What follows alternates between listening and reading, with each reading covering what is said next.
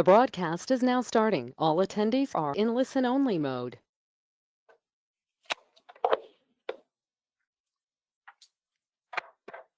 Good afternoon, everyone. I'd like to welcome everyone virtually and in person to the June 6th, 1:30 p.m. meeting of the North Carolina Local Government Commission. Cindy, if you will call the roll of determine our quorum, as well as a roll call of our staff that's present. Sure, thank you. This is Cindy Bacon, Assistant General Counsel. Secretary Marshall is here in person. And for Mr. Secretary Penning today, Mr. Edwards. Here. Thank you. And Mr. Burns, are you here? We'll come back. Mr. Butler.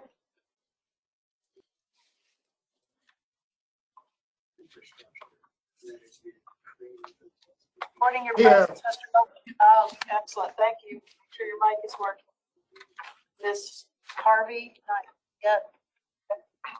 Councilwoman Hoffman, see you. Here. Thank you. And Mr. Philbeck. Here. Thank you. And Treasurer, you're in person.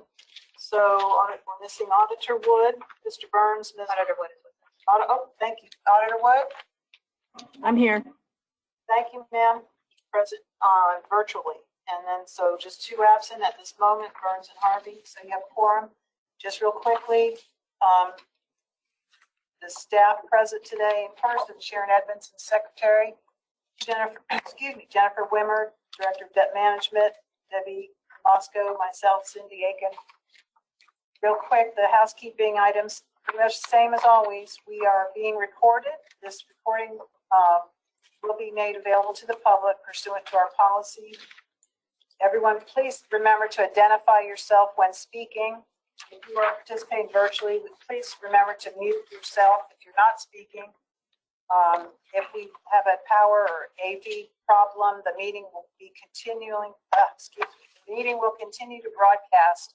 Audio and video will continue to be available to those participating online.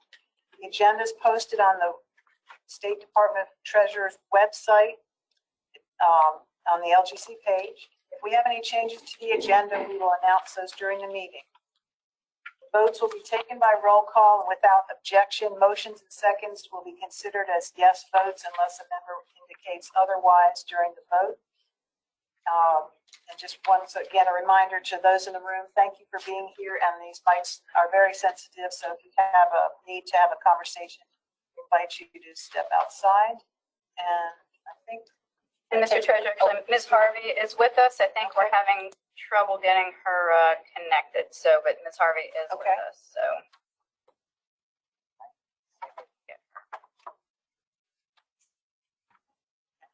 Thanks.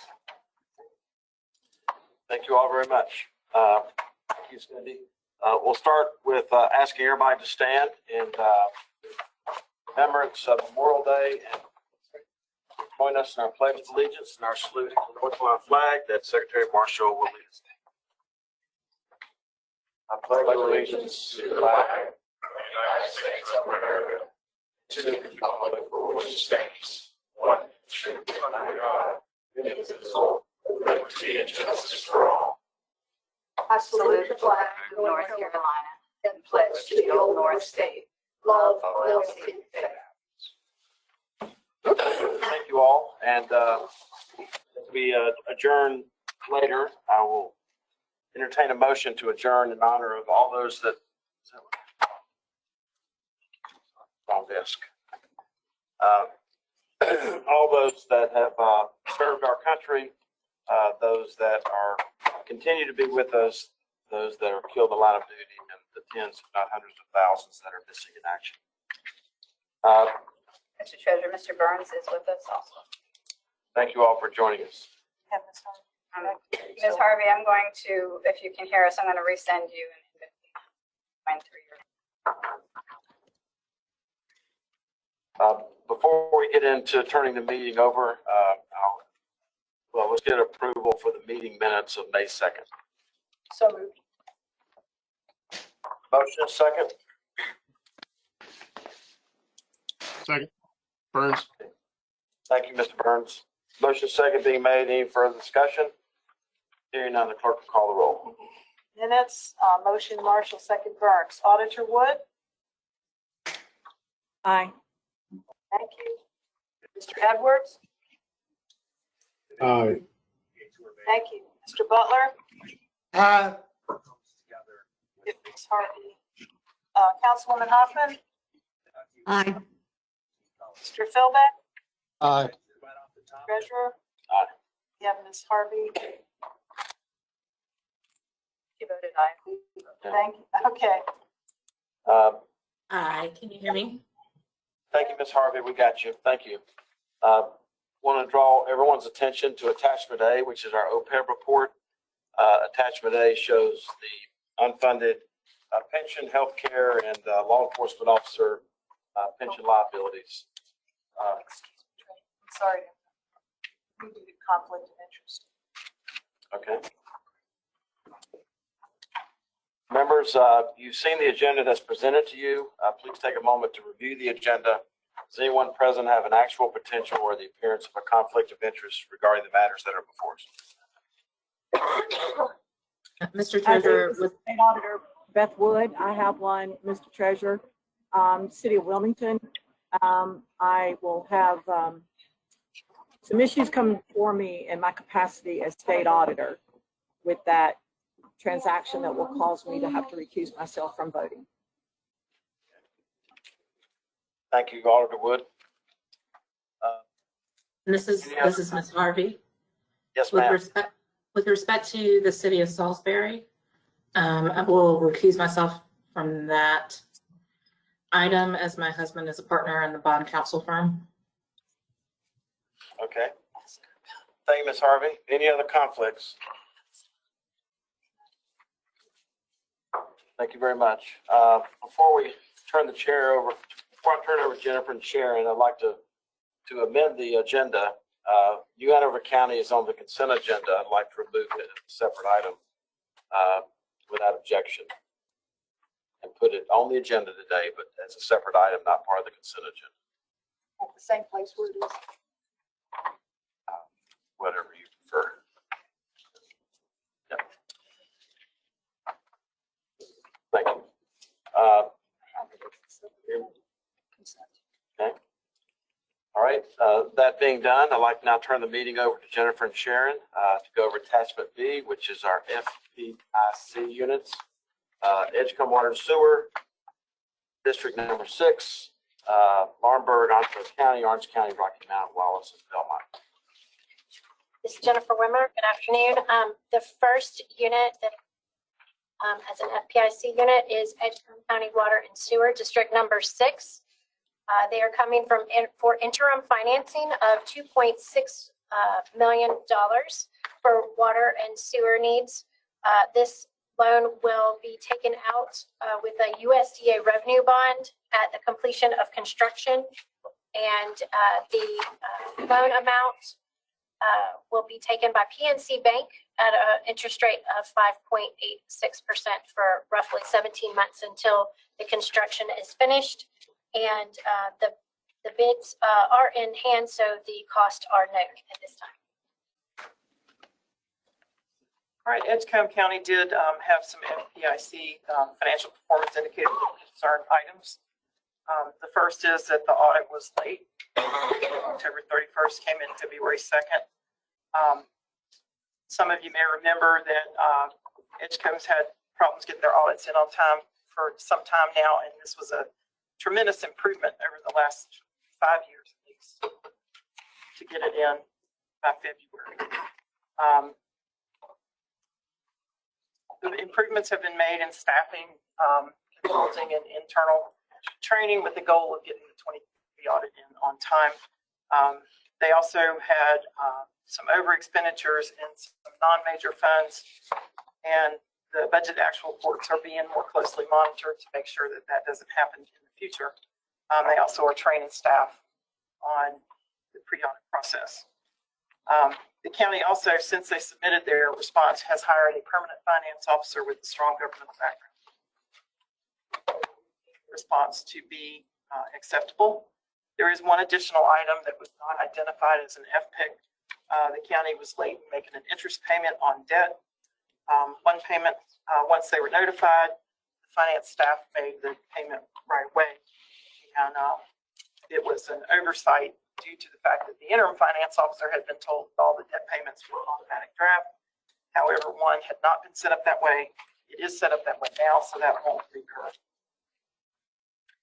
We have with us Eric Evans, the county manager, Linda Barfield, the current finance officer, Beth Edmondson, the interim finance officer that served for over a year while they were looking for a permanent FO, and Mike Matthews, the assistant county manager.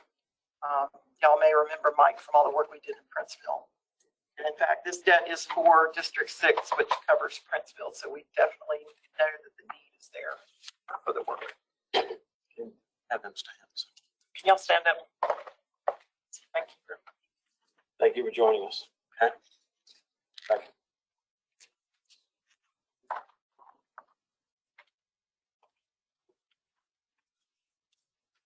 Staff rec. Okay.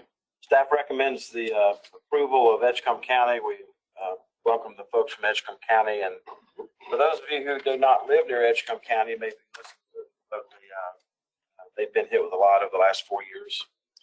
And I appreciate the transparency and the increased competency and increased scrutiny as far as the operation of the government.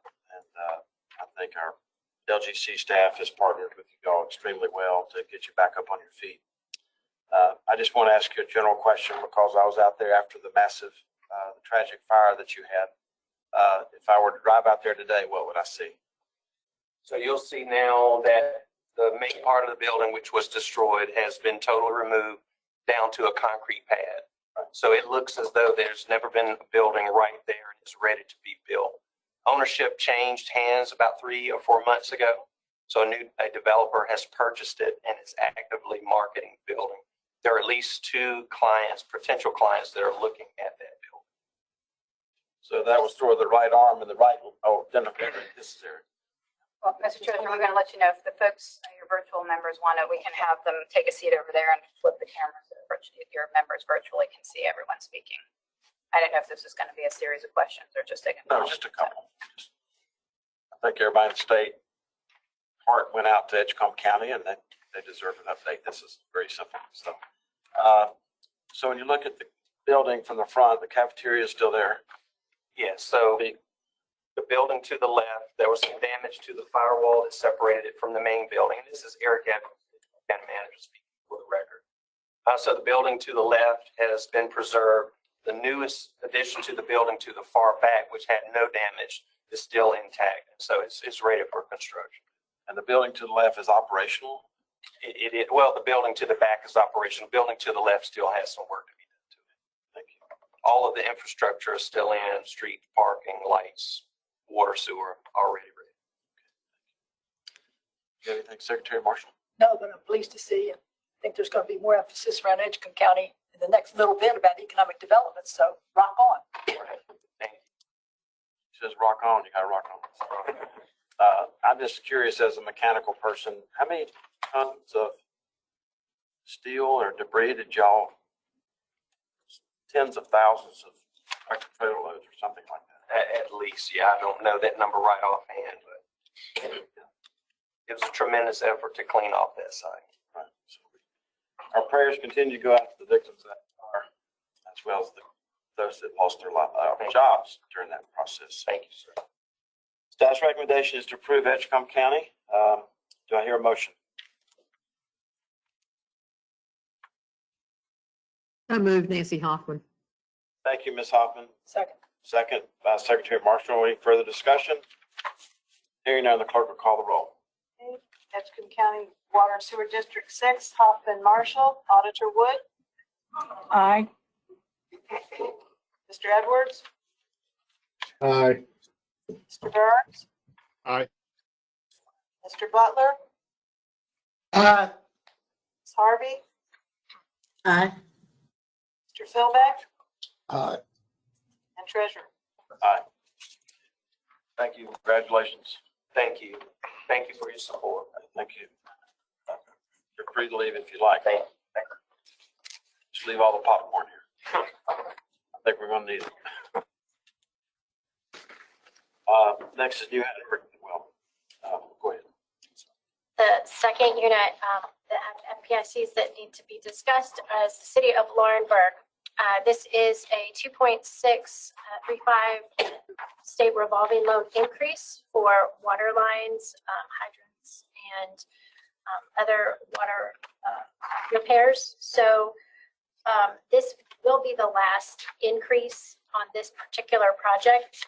The engineering cost and construction cost have been finalized at this point. We have asked them to make sure that since the project has now a total of $7.1 million, that they are aware of the rate increases that will have to occur. And they've completed a rate study and publicized their rate increases. So again, this is the state revolving loan funds, 20 years, not to exceed a 4%. And this will increase, this increased amount that is being asked to for approval is $2,635,000. All right, the city did have several FPICs. The first is their fund balance available as a percentage of expenditures, and the general fund was below what we considered a minimum for their size budget. That minimum is 34%. They were at 30.76, so it's not horribly below. The electric fund, we set a benchmark of 16% unrestricted total expenses, and they were at 13.4. The audit was late. It came in February 16th of 2023. It did have some over expenditures, primarily due to GASB 87 implementation and transfers. And we did have some issues with a number of governments with over expenditures due to 87 implementation. They also had some weaknesses in internal control for failing to make material adjusting year-end entries for doubtful accounts and accrued interest. The city is in the process of updating its fund balance policy to up their goal 34% minimum for their size budget. They are working on capital projects in their electric fund, which when they are complete, should help to restore the unrestricted cash to the appropriate ratio. The audit was late because they changed auditors this year and also implemented GASB 87, which again is challenging. The city will do budget entries going forward for lease transactions and transfers to prevent those over expenditures. And finally, they have updated their year-end close procedures to include accruing the receivables, billings, and interest the way they should. Here with us today, City Manager Charles Nichols and Finance Officer Carrie Neal, if anybody has some questions for them. Where are they? Oh, they're virtual, I'm sorry. I thought they were in person. All right. What are their names again? Charles Nichols. Charles and Carrie, can you hear us? This is Treasurer Falwell. Yes, sir. We can, yes, sir. Good. Anything you'd like to add to staff's recommendation? Just if there are any questions from the board. Let me entertain a motion in a second and see if there's any questions. Do I hear a motion to take, well, go ahead. Mr. Treasurer, Hang on just a minute, Mr. Butler. Staff recommends. Staff recommend. Okay. Mr. Butler, do you want to make a motion or you want to wait till the discussion after the motion? I'll wait for the discussion. Thank you. I'll make a motion to approve Phil Beck. Thank you. Second, Second, Nancy Hoffman. thank you, Vice Chair Hoffman. Any further discussion, Mr. Butler? Mr. Treasurer, under feasibility, the last sentence, is the city manager can respond that the cost is gonna go up to $84 a month for 5,000 gallons. It's currently $42 a month. Are the citizens pretty well aware they're gonna have 100% increase in their water bill in the future? Yes, sir, I can respond if that's the right time. Yeah, this is the right time. Okay, yeah, so we, and our, public hearing is set for June the 20th. Our plan, we had, Raf Tellis come in and do a water and sewer rate study plan that is really a 5-year step increase plan. The first one being a 25% increase, which because of our low rates is only going to impact the, monthly bill by, I think it's $12.31 increase on the average customer. So yes, council's fully in support of that. We don't have any budget meetings prior to the public hearing on the 20th. And we've already started doing some press releases and things on social media about the reason for this increase in the infrastructure needs we have throughout the system. So yes, we've had 3 budget meetings that leading up to it. All of citizens that are televised on our Facebook live stream, that they knew this was coming. This is something we've kind of been planting the seed for at least over a year.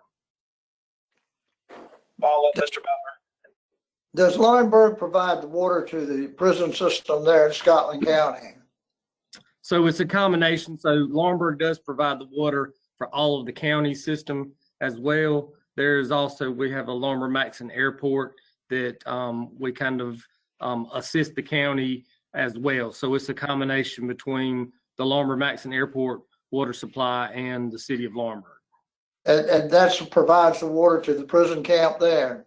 That's correct. The majority of the northern part of the county. Okay. All right, thank you. Charlie, this is the treasurer. Follow up based on what this commission dealt with a few years ago with Terrell County. Any danger of that? What percentage of your water revenues come from that prison? I don't know the exact percentage, but the majority, we basically just offer redundancy for what the Laurinburg-Maxon Airport supplies the bulk of it. But a lot of the stuff in the northern part of the county, we switch off, 1 or 2 days a week just to make sure. There's been times where the airports had to make repairs and we fed them, the full time. So it's an agreement. I don't know the exact percentage, but as far as the city of Laurinburg, it wouldn't be any impact from us because we just supply raw water to the county system that feeds or that back feeds the prison camp. And fair enough. And just a sidebar question, this is the treasurer again. I just want to, not a question, a comment. I want to thank you for working with our staff as this board took the step 15 or 18 months ago to decharter East Laurinburg. First time I think it's ever happened. And I know that a lot of that could not have occurred without Laurinburg coming to the table and working with us through these issues. So I appreciate Laurinburg stepping up to the plate during that time. Thanks, sir. All right. We have a motion and a second on the table. Any further discussion?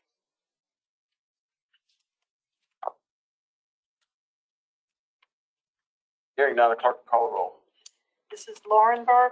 Motion Philbeck, second Hoffman. Auditor Wood? Aye. Thank you. Secretary Marshall? Aye. Mr. Edwards? Aye. Mr. Burns? Aye. Mr. Butler? Aye. Ms. Harvey? Aye. Treasurer Falwell? Aye. Thank you. Thank you, Charlie and Carrie. For the record, Edwin Gill was from Laurinburg, so please. Thank you. All right. There's a Gill house down there. Next is Onslow County. Onslow County comes to the commission seeking approval for $68 in limited obligation bonds. This is not only to construct an elementary school, but to refund refund the limited obligation bond series 2012 for a savings of a little over 3%. The school will be in the northeast side of the county and serve up to 840 students.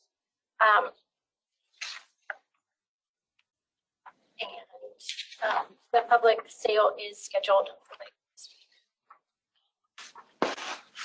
Onslow County did have a couple of FPICs. The first being that the audit was late. It came March 14th and was due October 31st.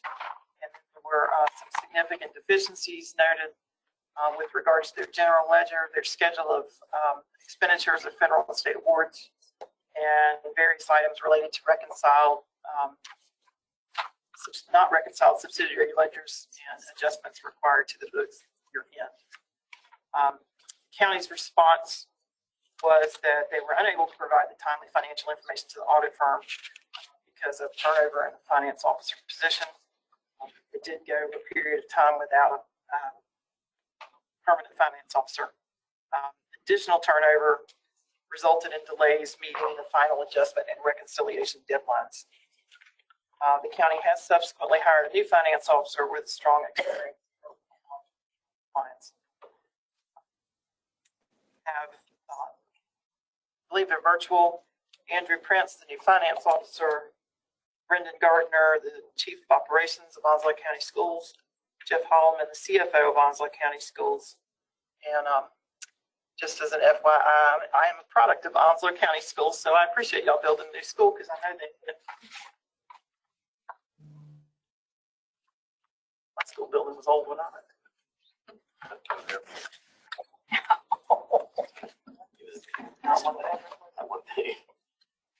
Thank you, Onslow County, for joining us. I'll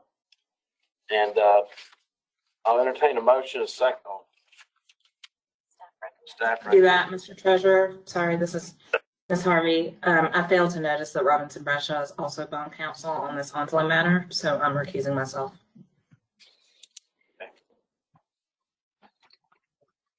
Mr. Treasurer, Yes. this is John Burns. Just wondering, just so that we do the recusals correctly, does one of us need to move for the recusal of anyone with an conflict of interest, or can they recuse themselves? I just want to make sure we do it right. Good point. I'm not familiar with how you do it, so I just want to, we had to move as commissioners. I don't know if that's the case here. Hey, this is Cindy Aiken. I did not research that point, but our custom has been to allow everyone to recuse themselves. That makes perfect sense to me, but I just wanted to make sure. Thank you. Oh, yeah. Thank you, Mr. Burns. And we put it in the minutes. They can recuse themselves. They give a reason for doing so, and then we put it back. Thank you. Mr. Makes Treasurer, sense to me. Thank you very much. Yes, ma'am. State Auditor Beth Wood, I have forgotten that former auditor of mine is the finance officer for Onslow County, so I need to recuse myself. Okay. Thank you. We have two recusals. I'm going to move approval, so we can. Okay, name. A motion to approve by Secretary Marshall. Do I hear a second? Second, Burns. Thank you, Mr. Burns. As far as any further discussion, Mrs. Harvey, if there's any court cases that we are defended on that Robinson Bradshaw is representative plaintiff, maybe you can take care of that for us too in your spare time. I'll see what I can do. Thank you very much. Motion second. Any further discussion? Hearing none, the clerk will call the roll. Clerk is catching up on the right. Okay, Onslow County, motion Marshall, second Burns, and Otter Wood is recusal. So, Mr. Edwards.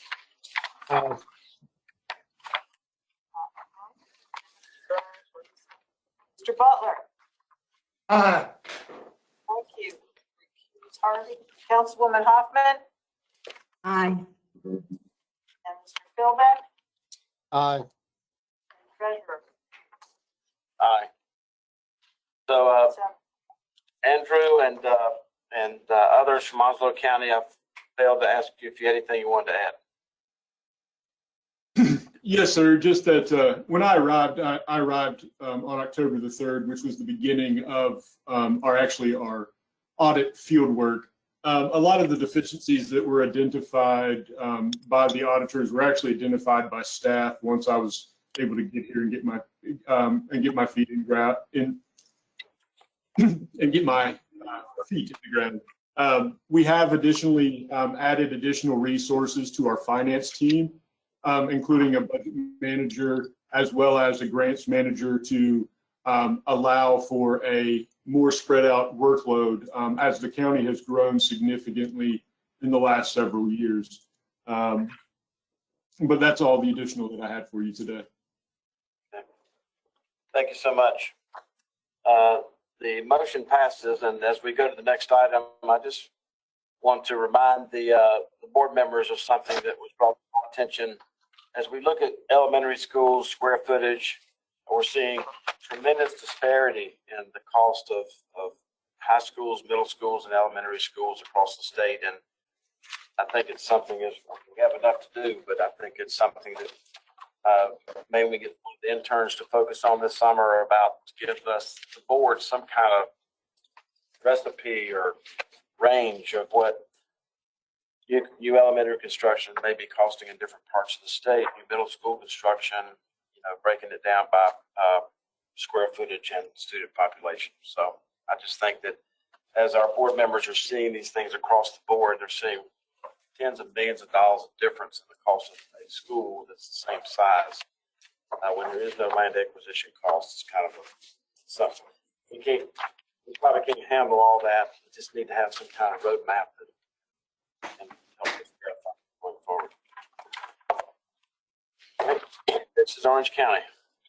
Orange County comes for approval of 14.5 million in limited obligation bonds.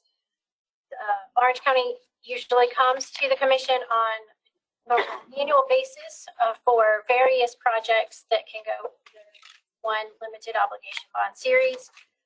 This series will include money for school projects, vehicles, HVAC projects, radio system upgrades, other emergency services replacements, and safety and security improvements.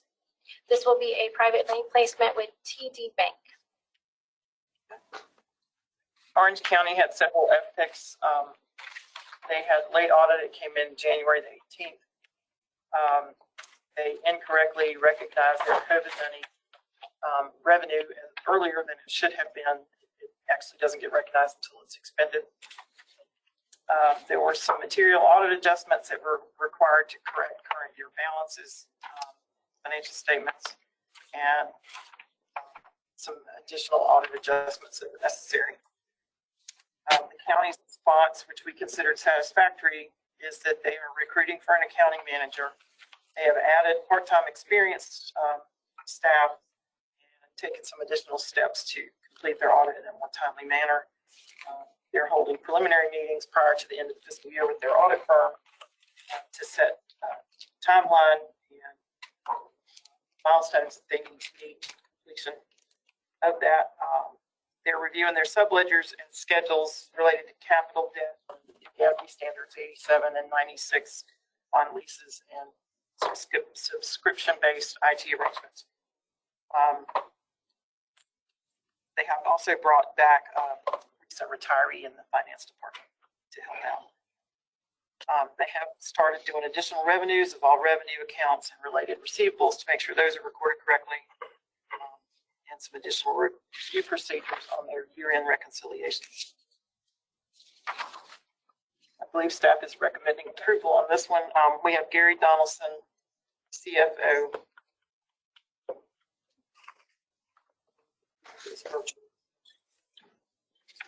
Okay. Gary, this is Treasurer Falwell. Can you hear us okay? Yes. Anything you'd like to add to Director Edmondson's report about Orange County? The director covered it.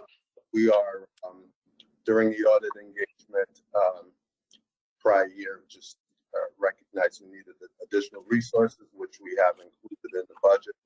We've already had meetings with our auditors in terms of the key schedules, and I expect to have a much better process to the deadline, sir. Thank you. And staff recommends. Do I hear a motion or a second?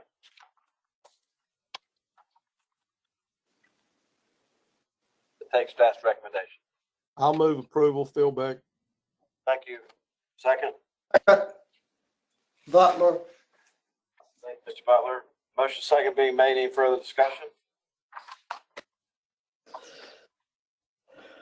Gary, before you hang off and before we vote on this, the treasurer and as well as the secretary of state, the auditor, we get all kinds of phone calls from all different types of issues.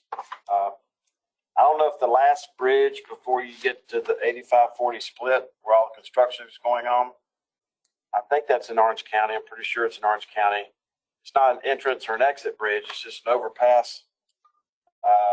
I think there's a lot of concern because of the public school that's down the road from that, on that rural road, that kids are on that bridge and people are flying back and forth. There's no really walking lane. Obviously, I'm not asking you to put a walking lane on that bridge. I'm just asking you to just visualize it, use some common sense to see if there's any way possible to put a line on that bridge so that at least drivers and pedestrians will have some degree of boundary about where they should be.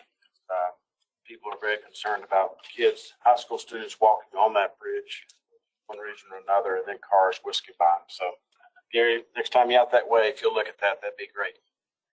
Yes, sir, and I will ensure to get that to all appropriate parties.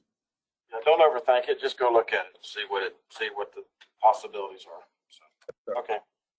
All right. We have a motion second. Any further discussion? Hearing none, the clerk will call the vote. On the Orange County application, the motion is Philbeck, second Butler. Auditor Wood? Aye. Thank you. Secretary Marshall? Aye. Okay. Mr. Edwards? Aye. Thank you. Mr. Burns? Aye. Harvey? Aye. Thank you. Councilwoman Hoffman? Aye. Treasurer Falwell? Aye. Okay. Thank you. Thank you, Gary, for joining us, and congratulations, Orange County. Now we're on to Rocky Mount.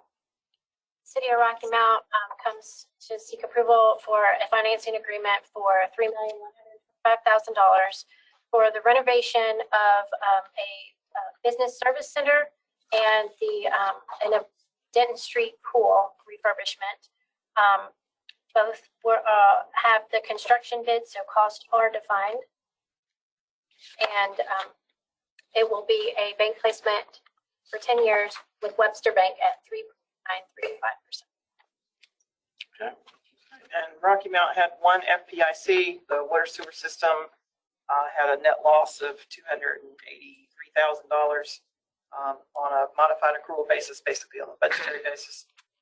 The city's response was that they've increased water sewer rates by 8.8%.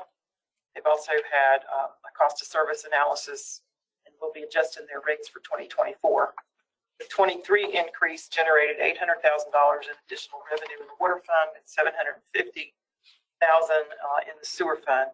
For 2024, the rates they're proposing are another increase of 7.5% water and 8.5% in sewer. And to combine these increases are expected to generate another $850,000 for each fund. Staff is recommend approval. We have Kenneth Hunter, the Assistant City Manager for Budget and Evaluation, here with us if anybody has questions. Any questions?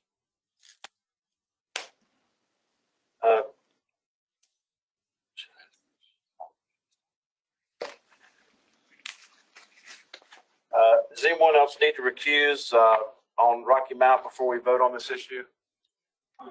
State Auditor Beth Wood, I need to recuse myself given work that I'm doing in my official capacity as State Auditor. I do need to recuse myself from this vote.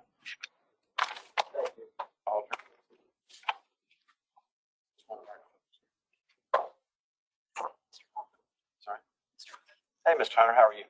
Also, Good. Before we put this in, staff recommends, before we put this to motion, anything you'd like to offer? That we, Identify yourself and then. yes, sir, Kenneth Hunter, Assistant City Manager for Budget and Evaluation, City of Rocky Mount. The city appreciates local government commission's consideration of this finance of the city for significant general government projects. Thank you. Thank you for joining us. All right. Do I hear a motion and a second?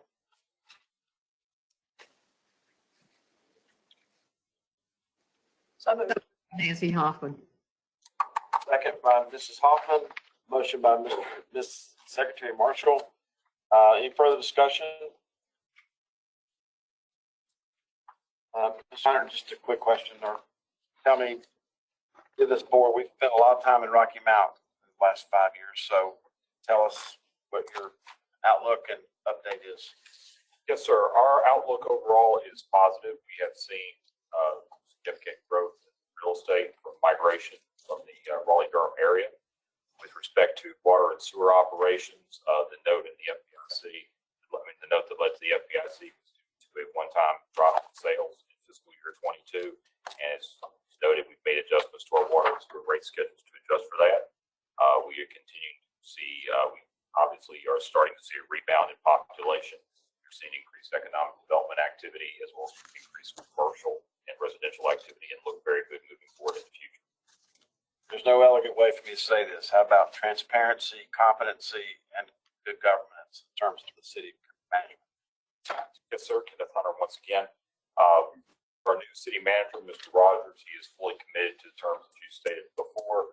We redesigned our annual fiscal plan, annual budget for fiscal year 2024 with those elements in mind to ensure transparency and accountability. Our professional staff remain committed to ensuring that those standards are met. They're working as a city to ensure that it is a clear mission and goal for us as an organization.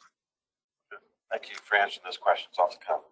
All right, we have a motion second. No further discussion. Clerk will call the roll. For City of Rocky Mount, motion Marshall, second Hoffman. Auditor Wood is recusing herself. Mr. Edwards? Thank you. Mr. Burns? Aye. Thank you. Mr. Butler? Aye. Thank you, sir. Ms. Harvey? Aye. Thank you. Yeah, that's second. Mr. Philbeck? Aye. Treasurer? Aye. Thank you. Motion carried. Thank you. Thank you for joining us. You're welcome to stay, but you don't have to. Next is the town of Wallace. Town of Wallace is coming for approval to the commission of a $1,214,962 state revolving loan increase. We are bringing this back to you because the project was bid out, so costs are defined at this point. The total amount of the project will be $2,180,962, which the previous portion of that was approved by the LGC in September of 2020. But now that the costs have been defined, and this will be the remaining amount of that loan, they're coming to the commission for approval. And this project is pumping facilities and electrical controls and treatment systems. Sure. Right, Wallace did have a couple of FPICs. The first one being that their audit was late, came in December 30th. They also had some budget violations and a major grant fund that was a result of failure to amend for open and closed projects. The town's response, which we considered satisfactory, in the delay in completing the audit on the fact that the finance officer was also serving as the interim town manager during the time of the audit. They also said that they have changed their procedures to review project budgets to make sure that they're in line with expenditures are in line with the budget. Since the time they submitted the response, they have hired a new town manager. He is on the phone with us today, Robert Taylor, and staff is recommending approval of this. Robert, this is Treasurer Falwell. Can you hear us? Yes, sir. Anything you'd like to add to what staff said? No, sir. Appreciate your consideration. Just a couple of issues there that I wish as finance director I hadn't had, but it is what it is. Fortunately, we have hired a finance director now as well. He's with me here, Joseph Trollinger, so we should be good to go next year for this coming audit. Thank you. Thank you, Robert. Good luck, Joe. Thank you. Do I hear a motion in a second? Not all at once. I move Nancy Hoffman. Thank you, Vice Chair. Second? Second, Treasurer Butler. Okay. Thank you. Motion second being made. Any further discussion? Hearing none, the clerk will call the roll. Again, this is for Town of Wallace, Hoffman, Butler. Auditor Wood? Aye. Thank you. Secretary Marshall? Aye. Mr. Edwards? Aye. Mr. Burns? Aye. Ms. Harvey? Aye. Thank you. Mr. Philbeck? Aye. Treasurer Falwell? Aye. Thank you. Now we're on to Belmont. City of Belmont is coming to the commission for approval of $11,700,000 installment purchase. This is for the recently completed construction of their recreation center. The building will open in July of 2023. So this building is complete. They are looking to reimburse themselves and make payments over time. All right. The city did have several FPICs. The 2022 audit was not submitted until March 30th, 2023. However, the previous 2 years were also late. 2020 came in on February 25th, 2022, and 21 came in on December 15th, 2022. So they essentially completed 3 audits in less than 18 months. So I commend them for that. They had some budget violations, some internal control issues. There were some adjustments needed to the subsidiary ledgers and some of the cash reconciliations. And there are 203s and cheat reports were not filed on a timely manner.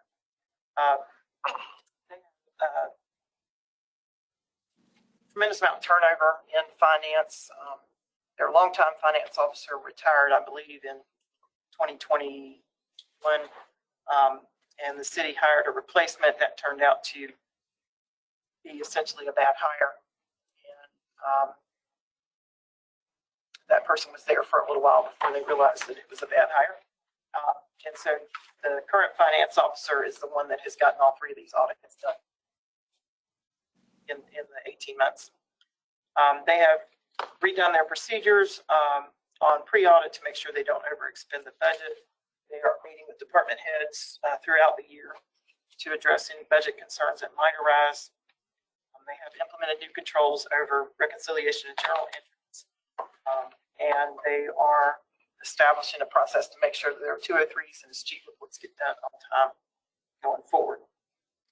Coach team members visited with the town on June the 2nd and submitted a very positive report.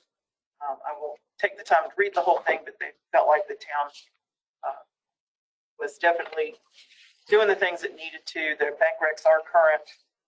They are working to get started on their 2023 audit, and it was a very positive report from the coach team.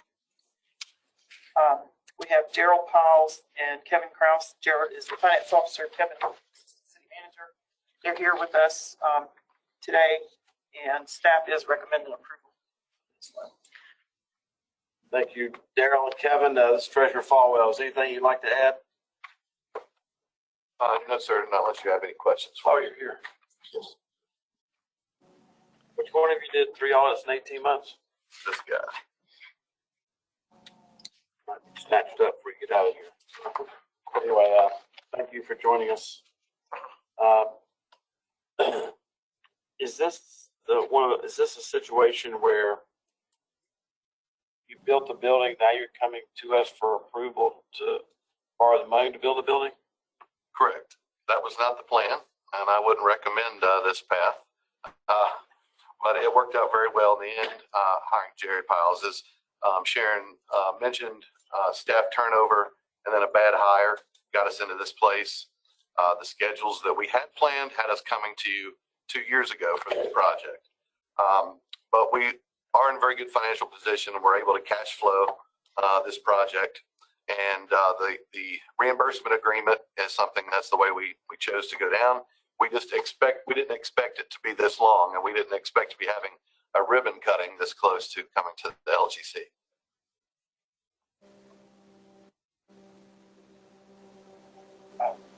There's a little bit of contrition in there. I was just trying to make sure I got all of it out. So yes. How, I mean,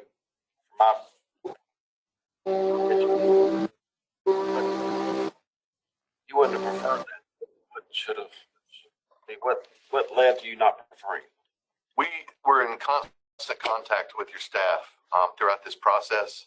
And before we ever began construction on this project, had met with the staff, gone over our process. But along the way, we thought that the audits we were getting there by what the staff was telling us and what we were seeing and talking to auditors. We thought we were getting there. But unfortunately, we were not. And to lock in prices for this building in 2021, when we went out to bid, if we would not have moved forward, the contractor said that your costs will increase 30%. So we had to make a decision at that point.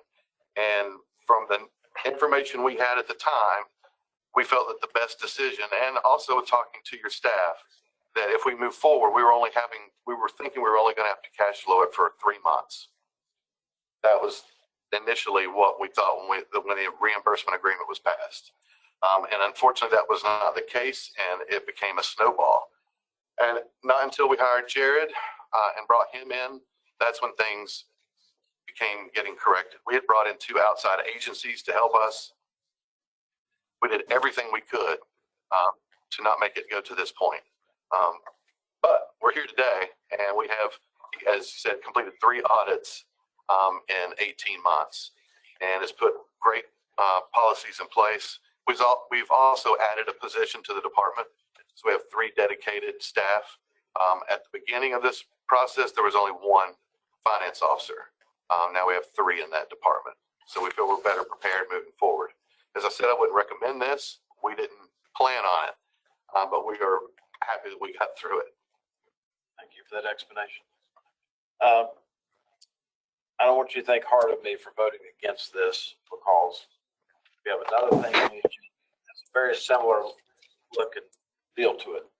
And I've got to be, as the chair, I just feel like I need to be consistent. But it's on the agenda. We're glad you're here. Staff is recommending it. So I'll entertain a motion to it. Mr. Treasurer, Yes. why didn't they get the information to us in time to be in the regular agenda package? We originally, Go ahead. this is Jared Piles, Finance Officer. We originally had, and I received an email from David Irwin from the fiscal side related to an on-site visit that was going to pull us off the agenda, which caught us off guard. So we coordinated with Sharon to get that on-site visit completed so that we could be on the June agenda.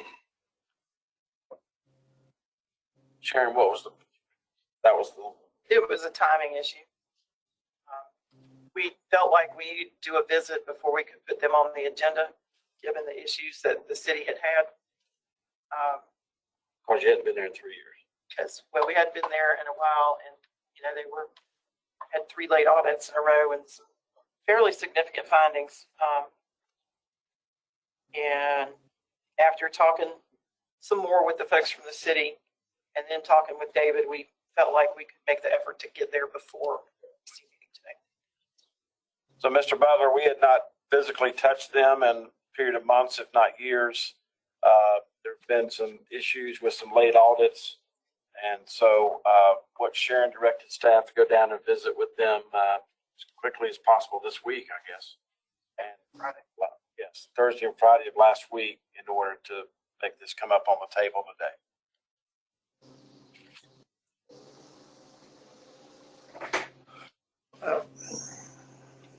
Any follow-up? Well, Your motion? Go ahead, Mr. Butler. no, I'm not gonna make a motion. Now you go ahead and make a comment.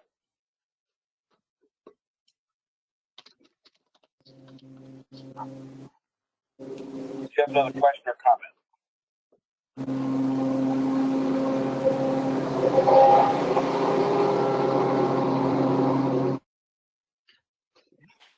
Mr. Treasurer, this is John Burns. I'll move approval. Thank you, Mr. Burns. Second. Second, Ms. Harvey. Thank you, Ms. Harvey. Any further discussion? Okay, hearing none, the clerk will call the roll. All right, for the city of Belmont, that was motion Burns, second Harvey. Auditor Wood?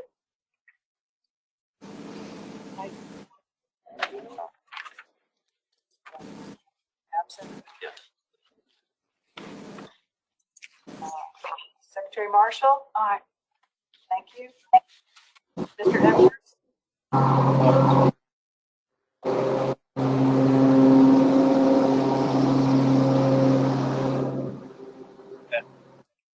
Stand by, members. Mr. Butler. Okay. Be sure to mute your phone if you're not being asked to vote or comment. Thanks. Okay, we're going back to Auditor Wood. She's not there. She's not gonna be Aye. there. Oh, Thank you. And we've got Secretary Marshall's aye. Mr. Edwards? Aye. Thank you. Burns is the motion. Mr. Butler?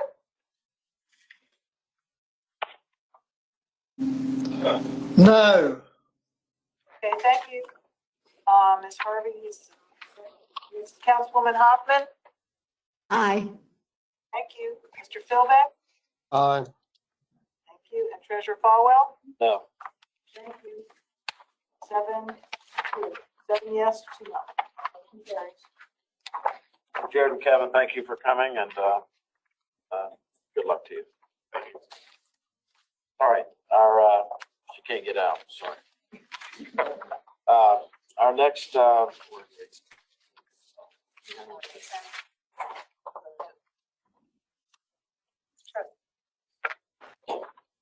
okay. We'll go through the consent agenda with everything that came out on the consent agenda without New Hanover County. Yes. May I? Chair, this is Cindy Aiken. Ms. Harvey is recusing herself from Salisbury, so we either vote on that separately or make it very clear that she's not voting on Salisbury. But it's cleaner to take it out, but I just. Okay. And I can follow up to Mr. Burns' question about recusal, but if you'd rather have me wait on that, I will wait. Is that the only one out of the consent? Wilmington's already off and New Hanover, so I think that's, yes, because we already did the other. All right. City of Salisbury. Okay. Do I hear a motion to approve the consent agenda without the city of Salisbury and New Hanover County? So move, Philbeck. Okay. A second? I'll be the second. Motion second being made. Any further discussion?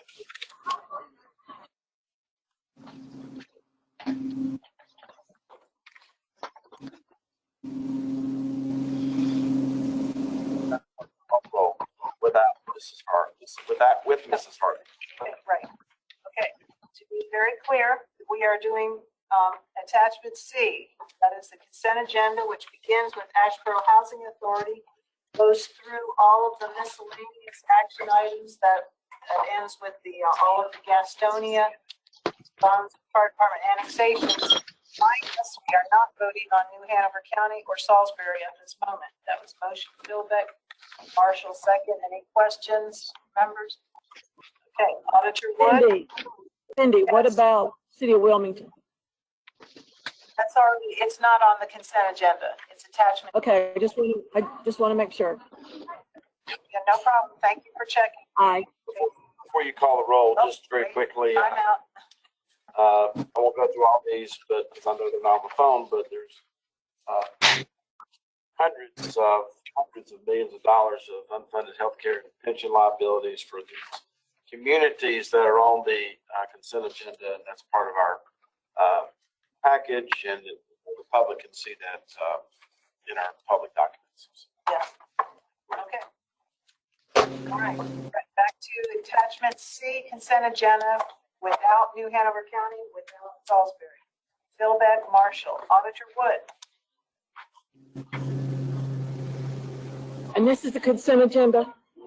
Yes, ma'am. And not Aye. Wilmington. Okay. Thank you. Marshall was the second. Mr. Edwards? Thank you. Mr. Burns? Aye. Thank you. Mr. Butler? Thank you. Ms. Harvey? Aye. Councilman Hoffman? Aye.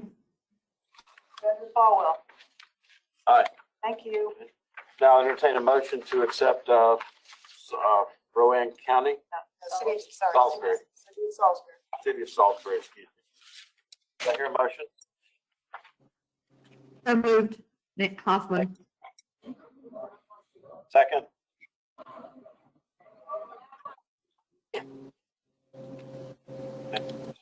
Second.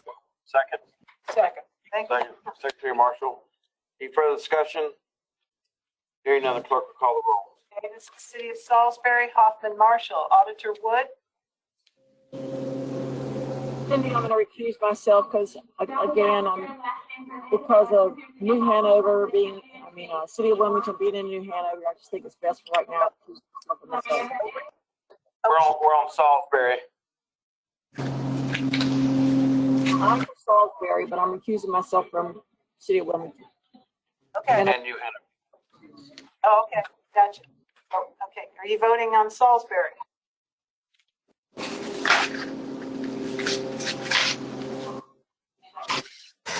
Is that a question, Cindy? Yes, ma'am. Yeah. Are you voting on Salisbury? Yes.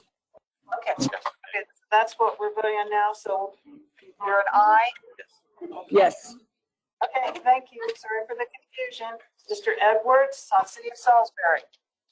Aye. Thank you. Burns, Aye. Butler, Aye. and Harvey's recusal, and Mr. Philbeck, Aye. and Treasurer Falwell. Aye. Thank you. I'm not trying to be personal, but I know that, or nosy, but I know that Alter Wood, I'm trying to manage a quorum here. So I know Alter Wood may have to leave the meeting, and Mr. Burns, not sure of your status.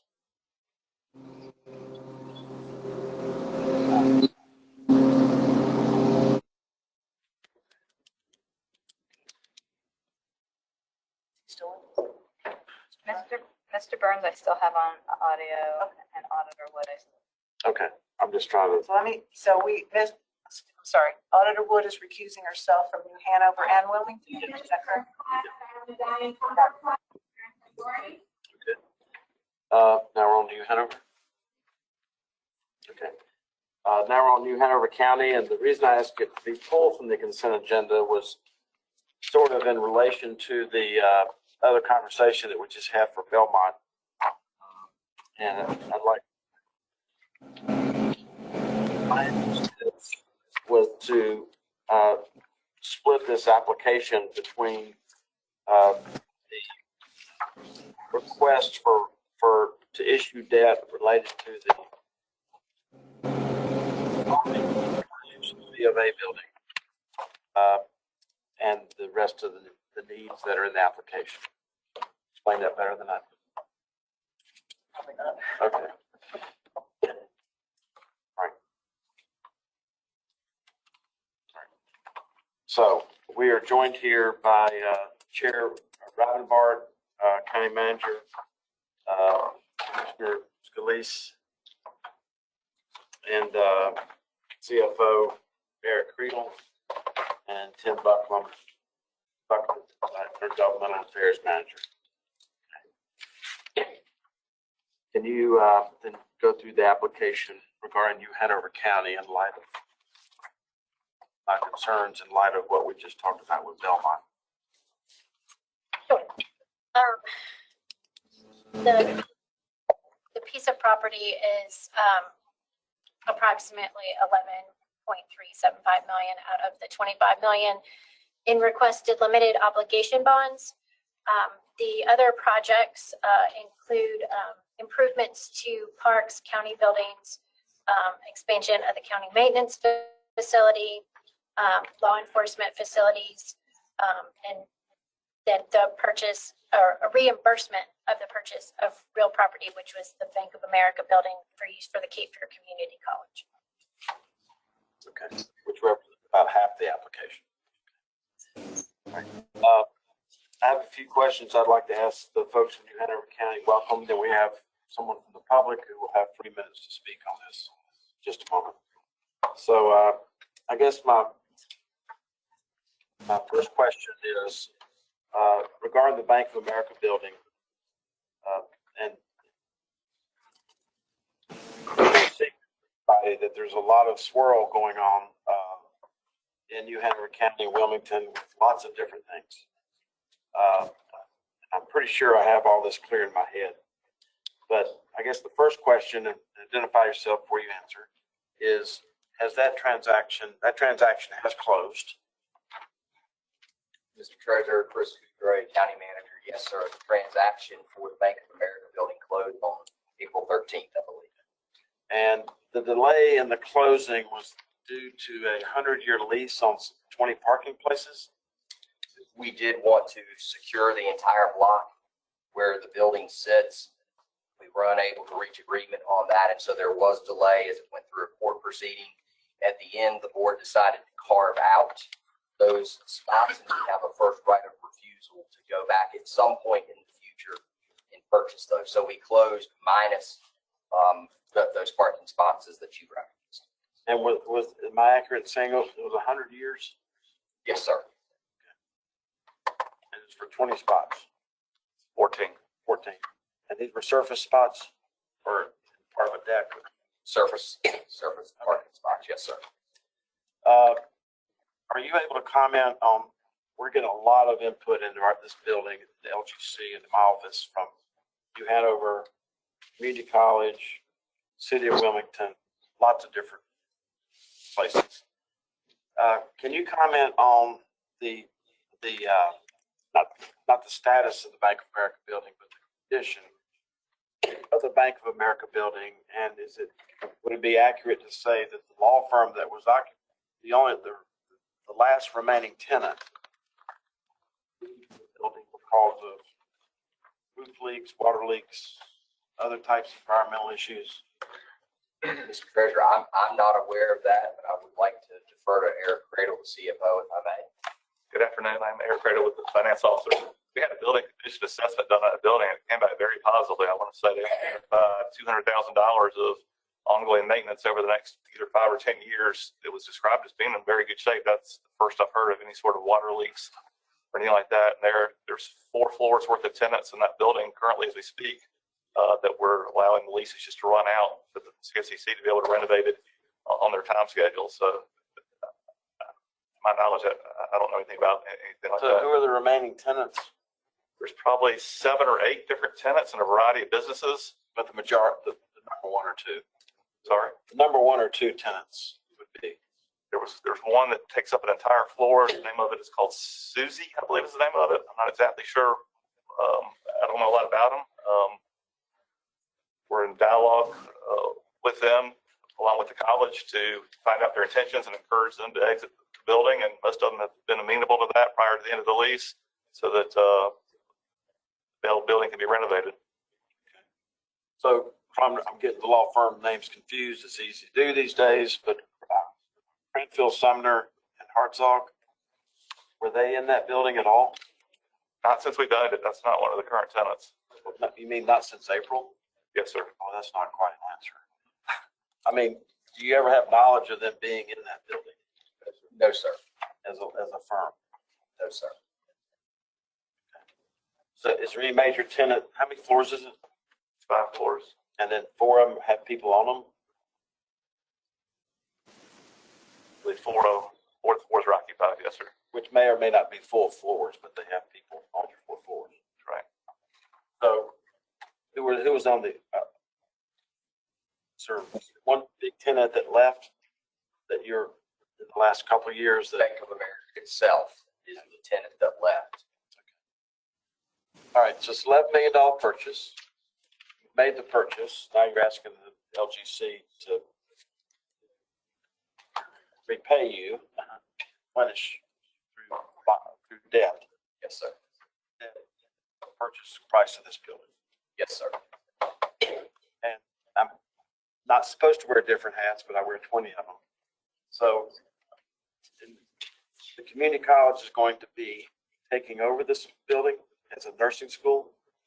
The intent, yes, sir, is to expand the nursing school and create a larger allied health program. So the community college will be the singular occupant of that building when the leases terminate and the renovations are done.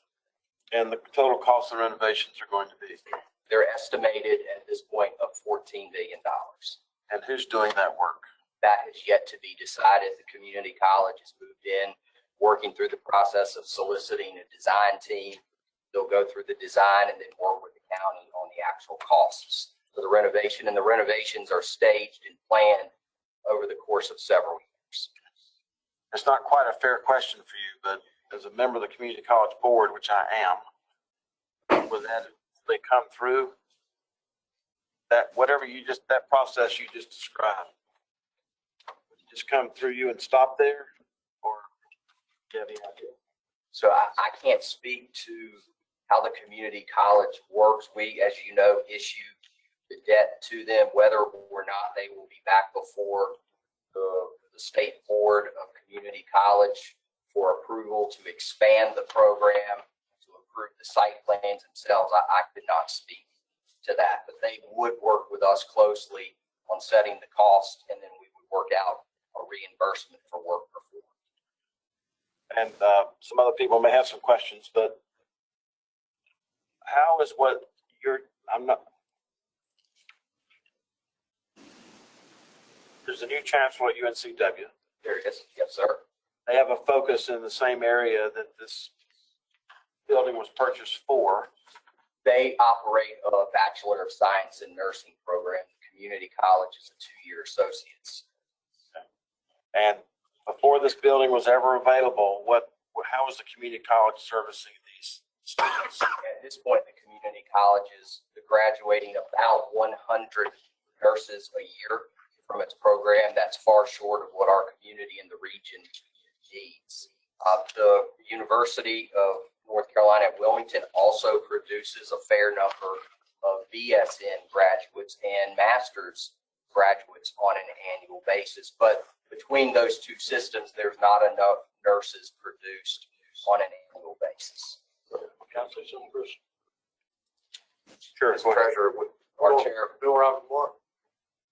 Novant Health in Wilmington told us they need 1,000 nurses right now.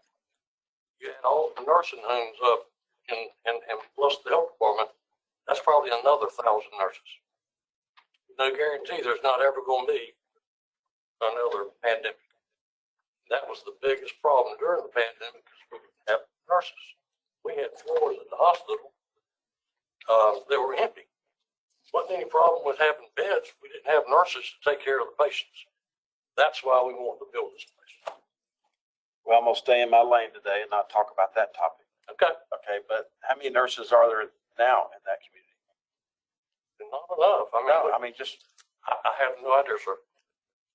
So I only know what 1,000 or another 1,000, relatively speaking. I don't know what that number is. So. I mean, I talk to nursing homes, people that I know that run nursing homes all the time, and they'll say, I would take 45 nurses today. Okay, thank you. Yes, sir. All right. Thank you, Mr. Chairman.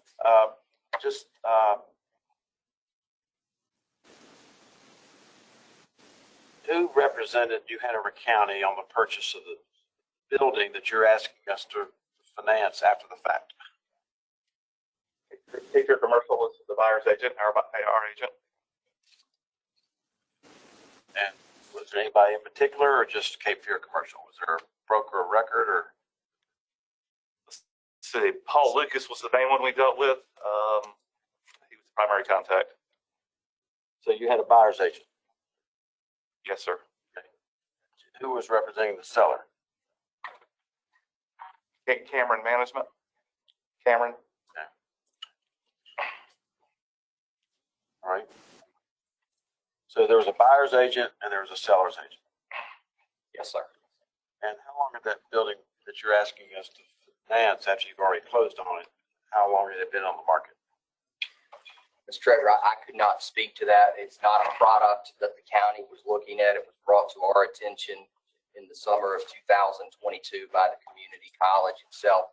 I could not speak to how long it was available for lease. I can say the Bank of America facility moved out of downtown at least 2 years ago. So it was brought to you? It was, yes, sir. And any knowledge of the real estate commission fee on that building, how much it was? I do not, but I'll defer to Mr. Cradle. The buyer's fee was a 2% fee, which I believe was $227,500. I believe the seller's was a 3% fee, so it's just more than that. So a combination of about $500,000 of fees, of which 300, half to 3/5 of it went to Cameron and the other went to Cape Fear Commercial. Yes, sir.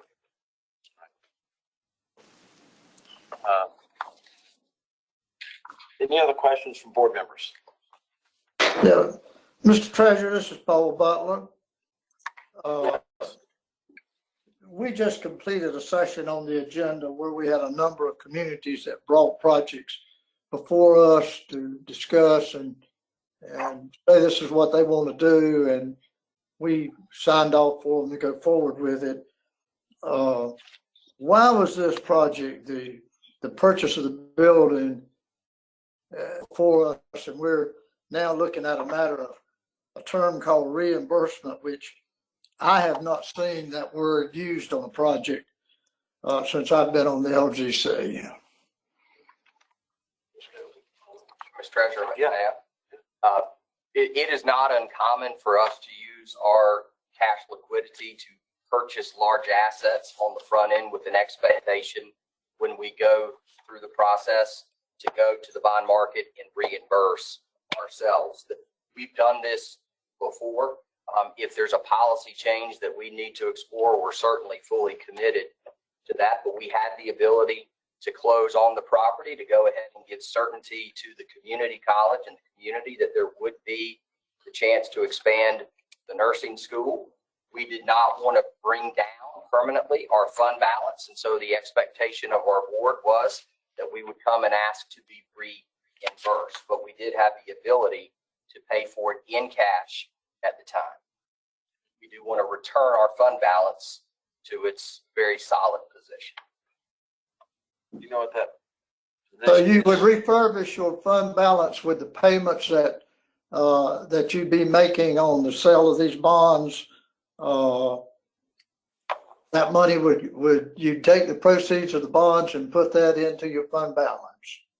We would, and then we would pay an annual debt service on that. Mr. Treasurer, I'm sorry, I did not hear your question. Okay. And go ahead, Mr. Butler. you had money in your checking account. You decided to use that money, and now you're going to pay interest on that money to replace your fund balance. Why would you do that? Because it's our opinion that preserves our working capital in fund balance. Our board has a policy between 18 and 21%. We do everything we can to retain it at least at 21%, and any amount of money that accrues over that goes to pay for other capital and capital outlay on an annual budget.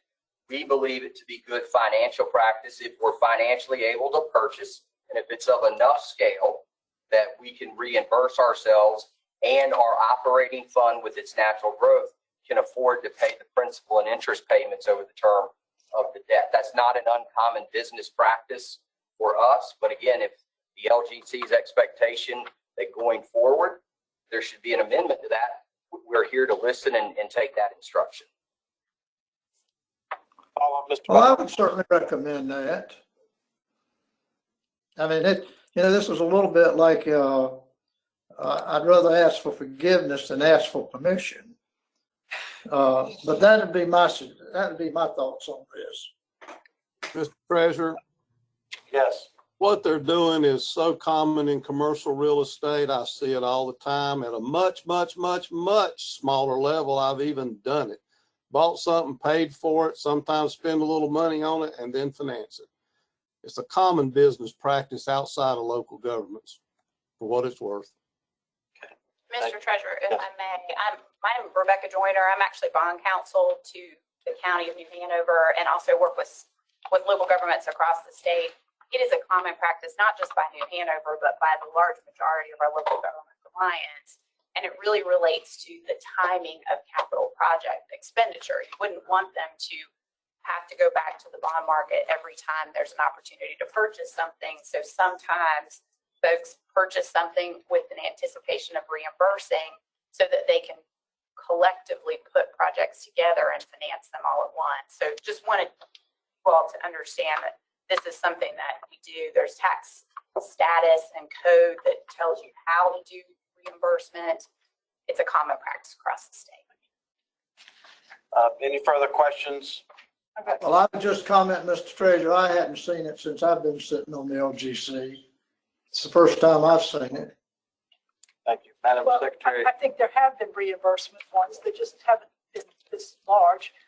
This is not measurably different than refinancing. You've expended it and now you're going to put it back.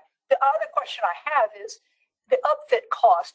Is that going to include putting in all the equipment and everything necessary for the nursing program? Is it more than just the roof and whatever? All of the upfit cost of $14 million are to become operational with the expanded nursing program, but also prepared to accept allied health programs, respiratory therapy, and the like, things that the community college has identified as growth potential. They're not necessarily cheap either to No, ma'am. get those programs up and running. Just a couple of more questions and anybody else can chime in. You said a 21% fund balance. Yes, sir. That's below our state average, I believe. Oh, not for their size county. Does that include we know what those denominator and numerator is, but what is included? Is that $500 million of fund balance? About how much are you talking about of fund balance? So when I reference 18 to 21%, it's unassigned fund balance. Our specific dollar amount, I'm going to guess, is on the order of $85 million that is liquid at any time. I'm not asking about liquidity. I'm asking about what considered to be fund balance. Unassigned fund balance is the policy of the board. 18 to 21% is $80 million of liquid cash. And you have about $500 million in reserve in some way, shape, or form. We do. Yes, sir. Any other questions from the board? I don't mind voting for the other half of this application. I don't doubt that you'll get the votes you need to vote for the other half that I'm not going to vote for. And I'd like to, without objection, I'd just like to separate those into those two things. Give me an opportunity, like other people have had today, to vote on certain things in certain ways. Mr. Chair, Mr. Treasurer, Yes. I make a motion that we divide it and vote on each one of them. Okay. Is that a motion to divide the amount? What are we dividing?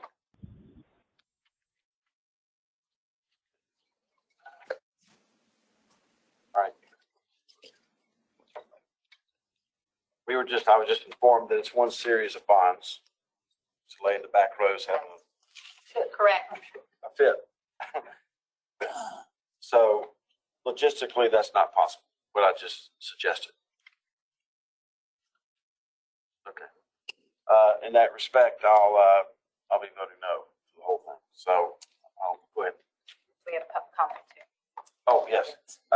We have a person here who will have 3 minutes for a public comment section, and then we'll entertain a motion. But will you please identify yourself? Neil Schulman, Wilmington, North Carolina. Good afternoon. Thank you for letting me speak. What you've been told is something very interesting. Under North Carolina Assembly Chapter 11(5)D, it specifically says that in order to do this, either they have to get the state to appropriate the money, or it has to go before a voter referendum. It's in here. As well, what they're telling you about Novant is not even close to being true. Novant has all the nurses and has had all the nurses they've needed. They've had to get traveling nurses because they ran off the regular nurses. As well, they don't know what this building is going to be worth. $26 million for that building is a lot of money. So they did this because they said they were borrowing money, but they knew they couldn't get the money borrowed. So then they paid for it. Now they're coming to you saying, oh, please bail us out because we shouldn't have done this, but we did. That's why their bond, the amount of money is lower than you said the state regulation or the state average is. You're being told a whole lot of stuff that's not exactly true. This is another Project Grace, just in a different manner. I can give you lots of examples of what I mean. But by the way, Cape Fear Community College has 2 different nursing programs, plus a CNA program. They have a practical nursing program, a RN program, and a CNA program. And CFCC students, and UNC students, and UNCW students, those schools are telling people, don't go to work at Novant, you'll lose your license. That's part of the problem. Remember, they almost lost Medicare, Medicaid, and their ability to have a certificate to have a hospital from DHSS and also CMS. CMS led the #1 reason that they were going to do this as the administration. They were caught lying multiple times to the public. And even when this happened, the county didn't know about this when they were about to lose it. Neither did the city. State didn't tell us. We found out by accident. In fact, I'm the one who found out about it. And I'm the one who told the news people. Neither did Pender County. They were all upset as well. So to loan these people money for a backdoor deal, and that's really what it is wrong. Because the document here, which is a copy, obviously, of the state rules, it should be followed. So if it says in order to do this, in order for the county to do this, they've got to promote a vote. It has to be that way that a bond can be created. I have this board, more than happy to give it to your council if you want. Thank you. Thank you for joining us. Thank you. Cindy, or can you comment on the section of the law that referred to the voter record? Mr. Shulman, would you please just say that statute again that you said? That's one thing I did not. At the beginning of your speech, what was the statute? 11. I can show it you. I have it here if you want. It is 115D, and it's a bunch of them, but the one that says where it has to be voted on,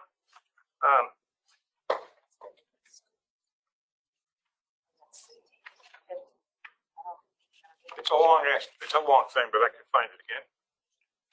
I believe it's 11(5D)-33.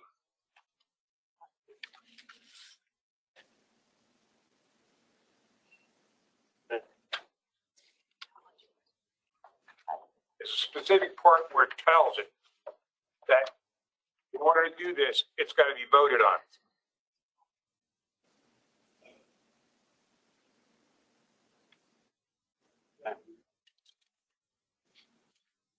We don't have enough time to get into a back and forth. Guess is anyone here legally from New Hanover County? other than the bond council? No, sir. Bond council, would you like to? I'll just say that the county has the authority under 16820 to issue limited obligation bonds, which is the authority that we're planning to operate. It specifically says schools. Getting into the schools or the state, it has to go through appropriation or bonds. It has to be approved by voters in this document. Thank you. All right. Thank you for your comments. We'll deem the public comment section on this topic to be closed. Do I hear a motion to approve? We'll make some final comments. Yes, no, sir. Just in case there were questions, I wanted to be ready. Mr. Chairman, can you hear me? This is John Burns. Yes, sir. Sorry, I'm on my phone, so I'm having some audio problems. I just had a question for the county. Yes, sir. You have the floor. The county has a AAA bond rating, is that right? Yes, sir, from Moody's and Standard & Poor's. And you said you've done this process before where you used cash to purchase an asset and then reimburse the cash account through issuance of bonds. Yes, have sir. you done that with a project this size? As memory serves me, in 2014, we used a similar approach to reimburse ourselves with what were general obligation voter approved bonds when the board committed to build Porter's Neck Elementary School.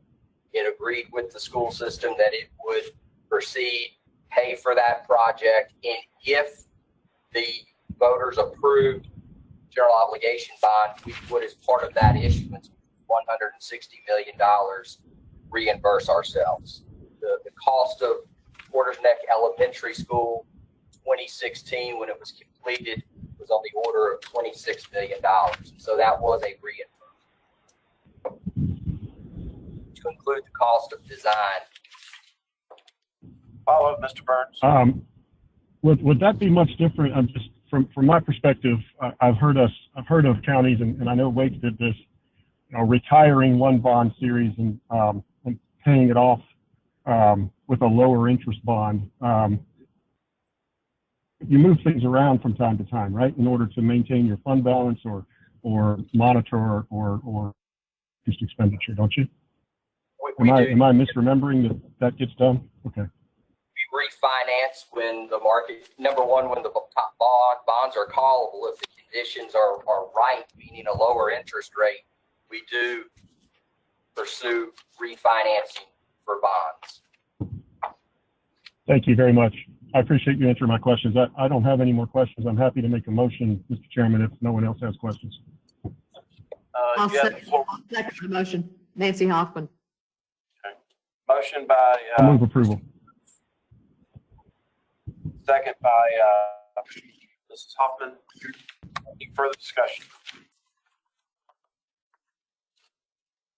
Hearing none, the clerk will call the roll. Am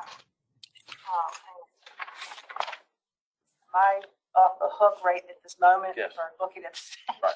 All right. So that was Burns and Hoffman. Right. We have New Hanover County, Burns, Hoffman, recusal of Auditor Wood. So we are going to Secretary Marshall. Aye. Mr. Edwards. Aye. Thank you. Burns. But Mr. Butler. No. Thank you. Ms. Harvey. Aye. Thank you. Mr. Philbeck. Aye. Thank you. Treasurer Falwell. No. Thank you. 6 yes, no, 1 recusal. Motion carries. Mr. Treasurer, Yes, ma'am. State Auditor Beth Wood, I wonder about, I'm not voting obviously, but I just have to ask the question because Lord, I don't want to be stepping in again as state auditor, but can you really approve something if you don't know if it's been done in compliance with law? Because this involves a school, GS 115 may apply. Mr. Chairman, Yes. I could give a the police department, Cindy Aiken. Oh, thank you. Look, Yeah, 11:35. that's what okay. Number one, I've never had the occasion to need to look at the community college statute, so I apologize. I'm going to have to defer to somebody more versed in it than I am. To Auditor Wood's question, the statute that we just operate under, 159-151, it might not be in that one. The local government commission is never opining through their approval on the legality of the underlying transaction. That's on bond council, local governments council. That's on them. So that the local government commission, we don't ever have to, it's not our obligation, but I understand your question. So at a quick look at what Mr. Schulman provided, and again, I don't have time to read it from front to back, but there was, It's a big one. you have to start at the beginning. So local financial support of a community college starts in -32, 115D-32. That one seems to be talking about the tax levying authority. If I'm understanding, New Hanover is not using their tax authority for this funding. Is that right? Yes, ma'am. Right, then the laws. Well, Cindy, let me just say this. If we can vote on something, if we can approve debt for something that is not in compliance with the law, then you answered my question. I just wanted to make sure that local government commission's not stepping out because we don't really know if, because it involves a school and there are special laws that govern, that. I just wanted to make sure that local government commission wasn't stepping into something that we shouldn't. But you've just said we are not held accountable for voting on or voting for debt on a transaction not in compliance with law. Yes, ma'am. We have that same language in both in the GO, the revenue bond, and this IP and the installment financing statutes. And it's on the issuing units, bond counsel, or whoever all their counsel is to give the correct opinions. I'm deferring to Ms. Joyner, who is nodding her head yes. It's on them to, and these are marketed. Okay. Okay, that's all I want to make sure that I didn't have to step in and investigate us. Say more on that if you would like. I mean, if there's a form of bond counsel opinion that gets attached to the offering document that we provide as a part of the financing, we do our diligence on the legal side and provide an opinion in order for the transaction to close, and it's what the LLC has relied on. Yes. Okay. All right, motion carries. We're gonna roll right in without objection. We're just gonna roll right into the city. I want to thank the folks from New Hanover County for coming. I want to read just two quick things. A statute and a rule. The commission shall have the authority to inquire into and give consideration to any matters it may believe to have a bearing on whether contracts should be approved. And the rule is prior to making decisions, the commission may request additional information from any person or governmental agency which it deems necessary for making its decisions. So I'd much rather be in Wilmington, enjoying everything Wilmington has to offer in New Hanover County. But we appreciate you coming here today and explaining this. And I think we can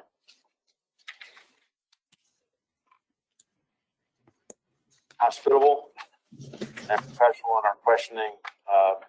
And I see a lot of body language, and I see a lot of all kinds when I look out in the audience. But what you don't see is what comes in at us about all these matters.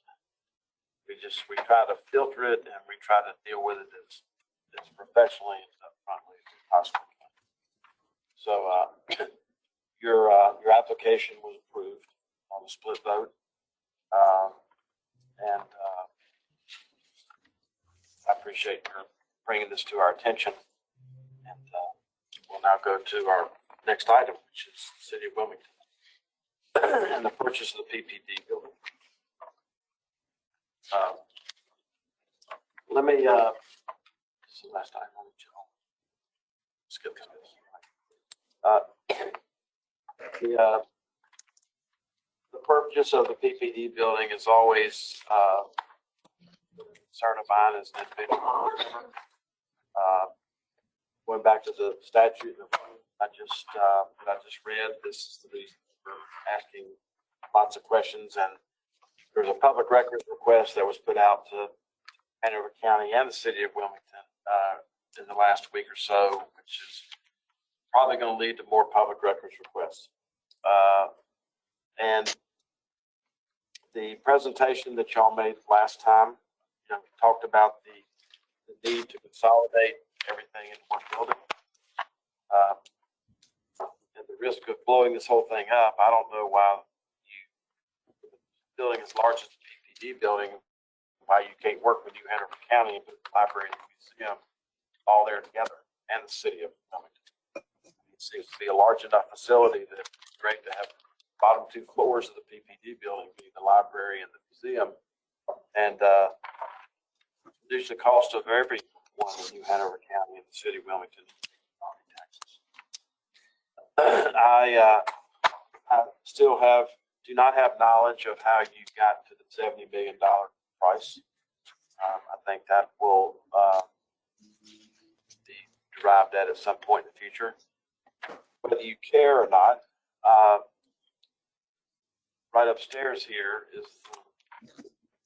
represents the investment management division, which has a real estate division, which I believe is probably the largest owner of real estate, the largest purchaser of real estate in North Carolina. It's about $10 billion upstairs.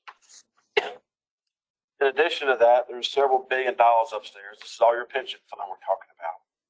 That is invested in things that have to do with bonds and indebtedness and distressed debt.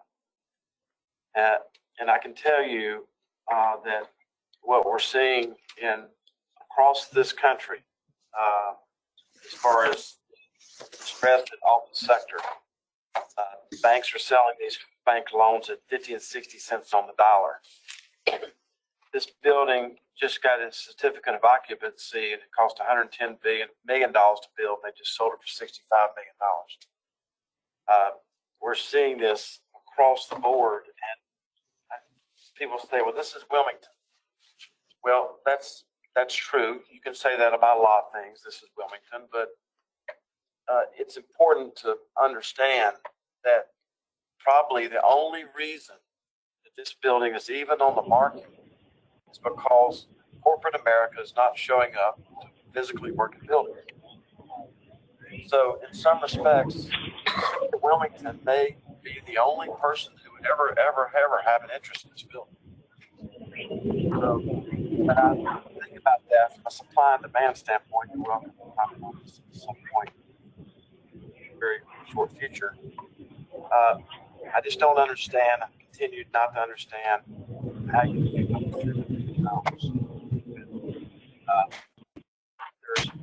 whether it's on the table, whether it's documented, whether it's this or whether it's that they're initially looking at it may be a ability to purchase this building in the $48 to $54 million range. Now, the first thing you're going to say back to me, because I'm an intentional listener when you presented last time, is the furniture.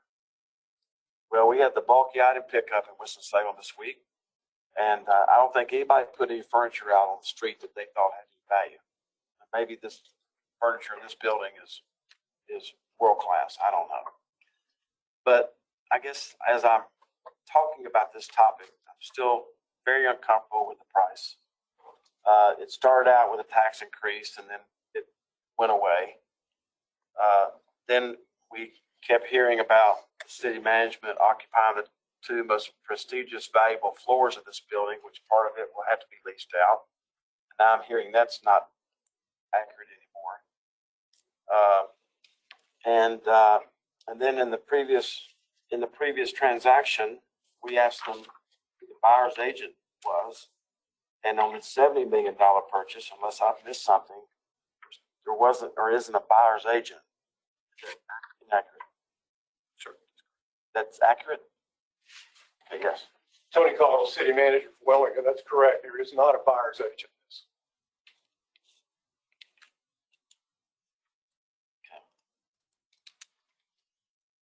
Any Just want to let that fly, or you want to? We simply found out about this property through public information. We found out that it was going on the market. We found the flyer that was on the internet. We called the local agent who's representing the seller's agent, and asked them if we could take a look at the building.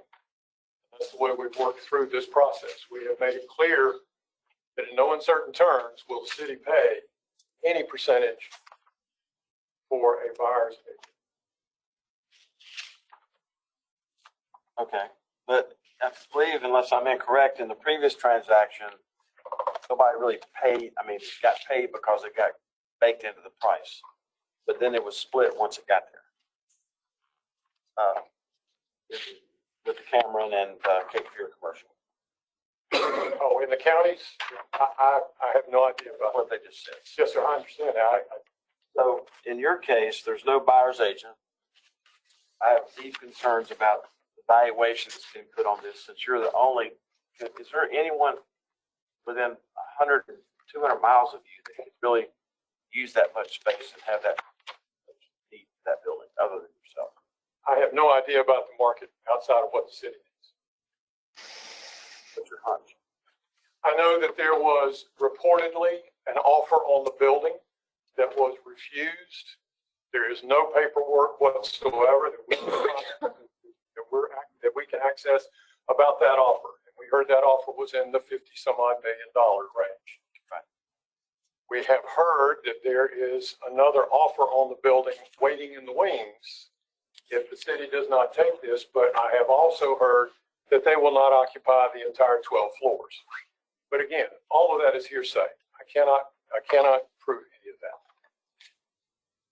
And we've started getting some of this information back, and there was one comment, I guess it's directed to me by a Chad. I don't know if there's a Chad here. That's me. Chad McEwen. A Chad and a Paul. And from you to Paul, does he not understand, that's me, I'm sure, that Cape Fear Commercial is not representing the city of Wilmington? Correct. Okay, but Cape Fear Commercial is the local representative of the agent for Thermo Fisher, which is Cushman Wakefield. Cushman Wakefield, is our understanding, has a global agreement with Thermo Fisher for all of their real estate. Our understanding is that Cushman wanted a local representative to help with the local marketing and sale of the property. Thus, like Mr. Collins just mentioned, that's who we reached out to, was the local agent, which is Paul Lucas. And that split is about 60-40.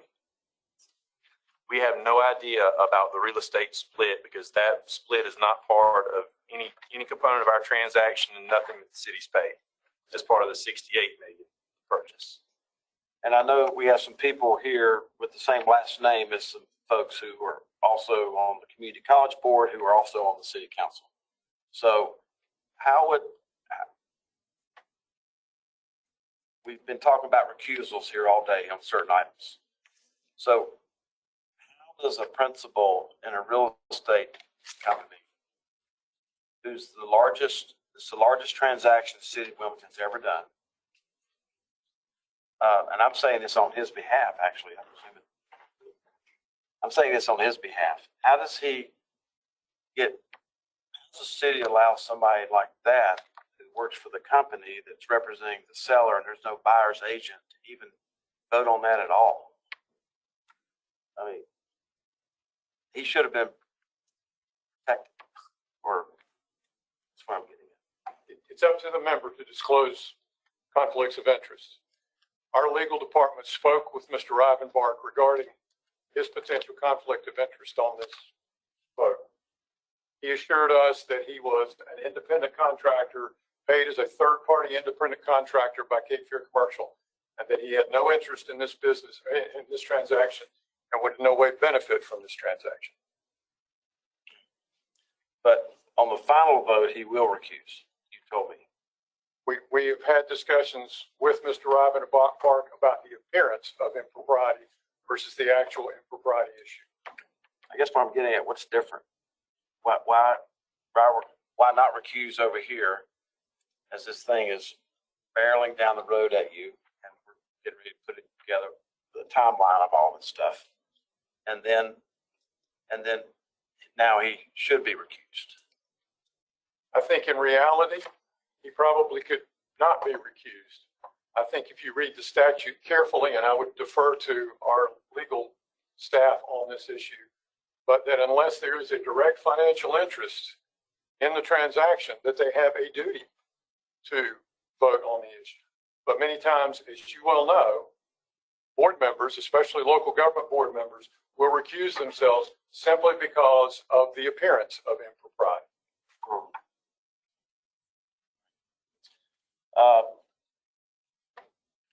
One more text message, but I'll go around the horn to see if anybody else has any questions regarding the city of Wilmington's purchase of the PPD building.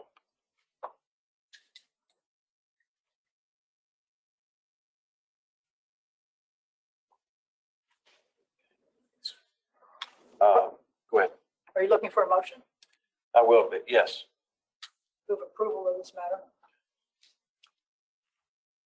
Then we'll get a motion, a second on the table, and then we will have a little bit more discussion. Does anyone wish to second Secretary Marshall's approval of the purchase of the PPD building? Second, I John was- Burns. Go ahead, John. Thank you, John. And John, I asked a few moments ago, are you going to be leaving us shortly, or are you still good? Mr. Chairman, I'll need to go through security in just a minute, so I'll be leaving you for a few minutes, and I'll try to hop back on before my flight leaves. All right, thank you so much. I just need to be able to Yes, sir. Yep, understood. Second on the table. Any further questions or comments? Mr. Treasurer, this is Mike Philbeck. In all my years in local government service as an elected official, our attorney always told us, and my understanding of statute was, you have to have a direct financial conflict in order to be excused. And so if there is truly no financial benefit to a board member, I don't think they have to be excused. I'm not even sure they can be excused, but at least we were never given the opportunity to excuse ourselves unless we had a direct financial conflict, for whatever that's worth. Mr. Chairman, this is John Burns. I'll echo that statement. That's actually how the School of Government trained us, and we went through Commissioner School as well. That's my understanding. Same in Greensboro as well. Thank you. Yes. The difference is that this body is under the State Ethics Act, which is different from what local governments have as their parameters. Oh no, I understand that we are, Madam Auditor. I agree that we are governed by the state, but I think the city councilor in question here is under that act as Mr. Philbeck explained. This is Mike Philbeck again. I recall having that discussion early on. Gosh, it's been about 10 years now that I've been on the LGC, and it was explained to me it was different at the LGC than it was in local government. I don't remember who did it. I just remember it happening. Okay. All right, we have a motion second on the table. Before anybody else have anything to add or ask? Okay. The idea of the possibility of taking the part of the PPD building that's not going to be occupied by the city, the possibility of you working with the county to have the library museum in the bottom 2 floors of that building, is that something that's ever crossed your mind? Yes, sir. It's actually crossed my mind. If you ask Mr. Coudray, one of the first things I asked him when I found out they were trying to buy the Bank of America building was, would they be interested in a couple of floors in the PPD building? And he told me, unfortunately, that they were going to close on the property within the next 2 or 3 days. So therefore, that was not a possibility. It is something that has entered our mind. We have not had a discussion with the county about that. It will depend on what the availabilities of floors are versus what the needs are for the county and the needs are for the city. Okay. Second question. Once you start vacating all the beautiful pieces of property that are in this folder, what is your intention about, I don't really want a bureaucratic answer. I'd say it respectfully. I want a real common sense answer. What is your intention about having as much sunshine and transparency on the sale of these other properties as possible through an upset bid process? Not telling you what you want to hear, but the city of Wilmington. It's happened all day, so. The city of Wilmington is built on the principle of sunshine.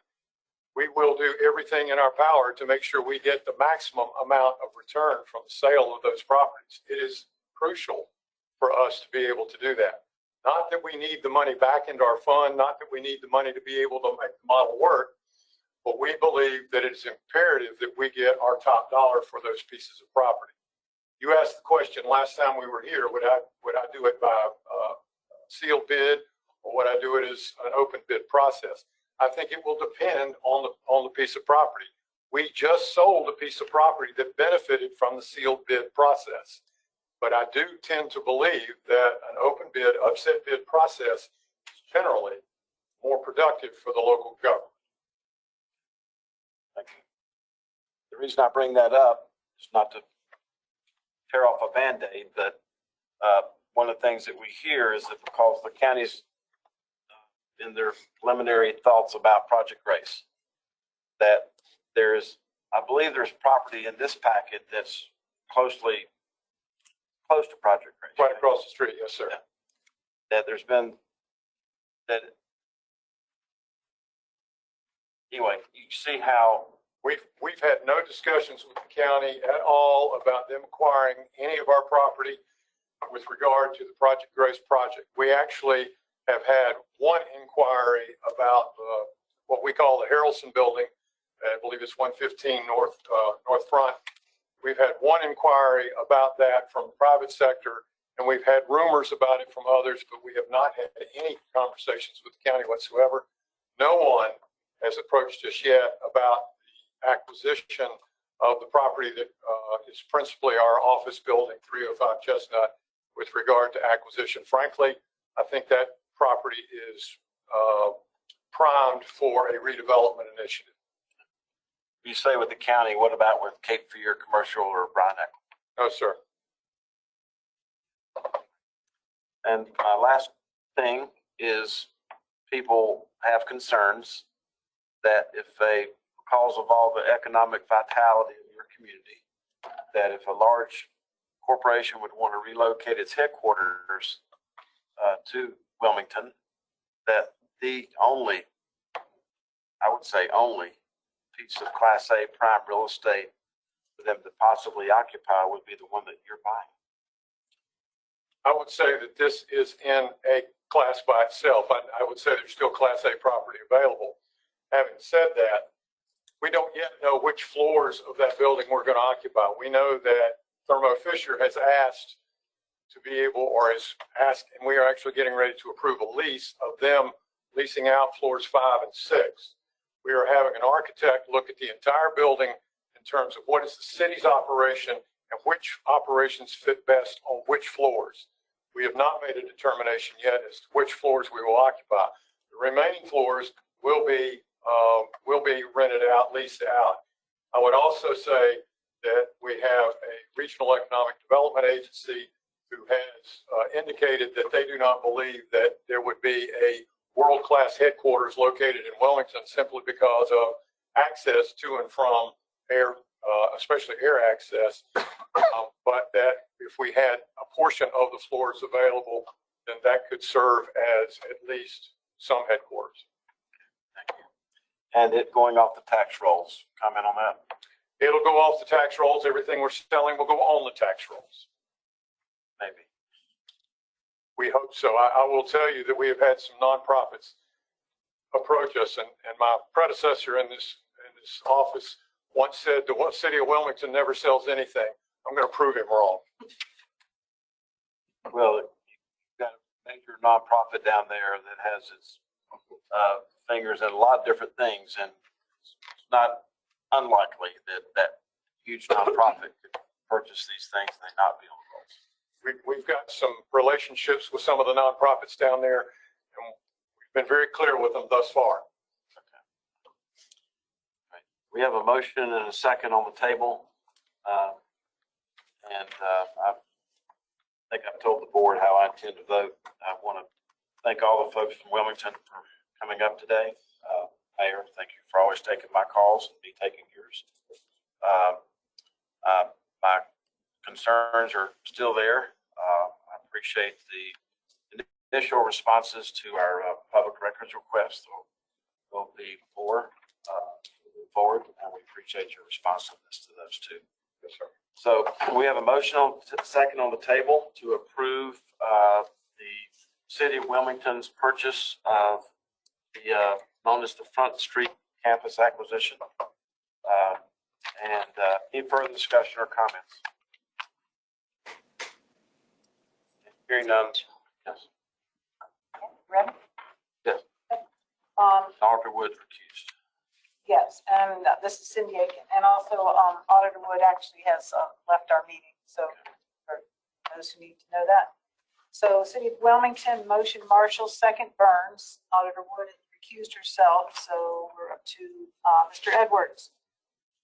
Thank you. Burns. Mr. Butler. Thank you. Ms. Harvey. Aye. Thank you. Councilwoman Hoffman. Aye. Mr. Philbeck. Aye. Treasurer Falwell. No. Thank you.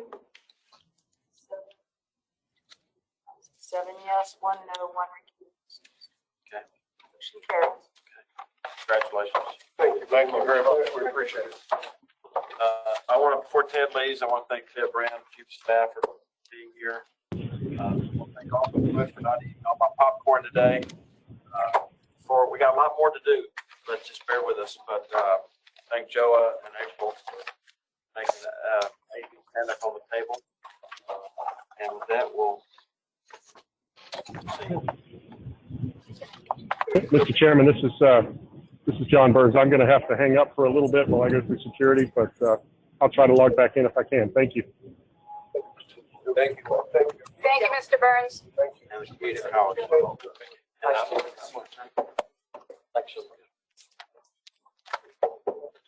Thank you all.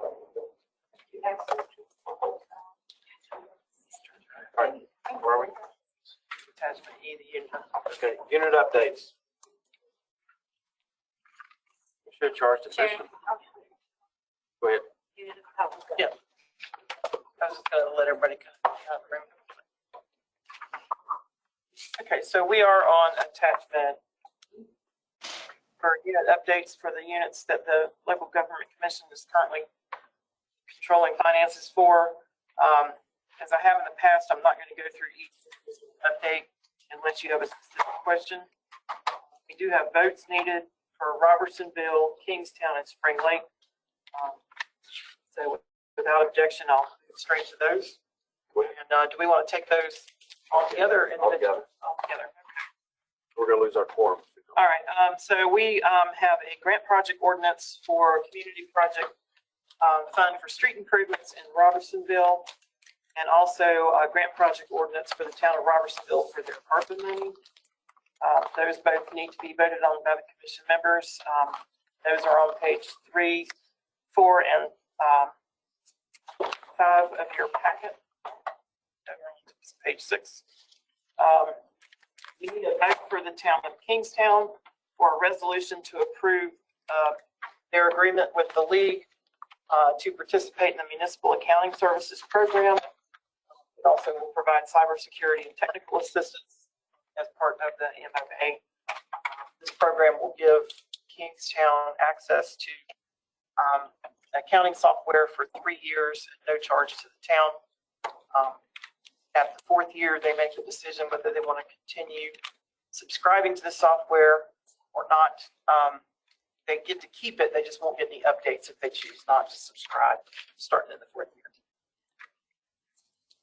And then the last update, we have multiple budget amendments for Spring Lake, amendments 2315 through 2325. They are all cleanup type amendments.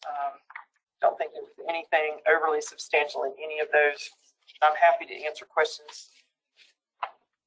If anybody has any. All right. Do I hear a motion to take all those action items in as one? I so move. Butler. Mr. Butler, your second. Secretary Marshall's first, your second. Is that a motion to combine them or a motion to approve Yes, for all of motion to them? combine. Okay, so first we have to vote on combining. Okay, I just put it all in one motion. I would accept that as a friendly amendment. Yes. Okay, I'll repeat that when it's done. The motion is to combine and approve. Made by Secretary Marshall, seconded by Mr. Butler. Okay. All right. Any further discussion? Hearing none, the clerk will call the roll. Okay, for those listening, just to recap, 2 grant project ordinances for Robinsonville, a resolution for Kingstown to approve an MOA with the League of Municipalities, and 11 budget ordinances for Spring Lake. Altogether, that was Marshall and Butler. And we have Auditor Wood is absent. And that takes me to Mr. Edwards. I'm going to assume Mr. Burns is absent unless he got quickly through security. Butler's motion. Ms. Harvey.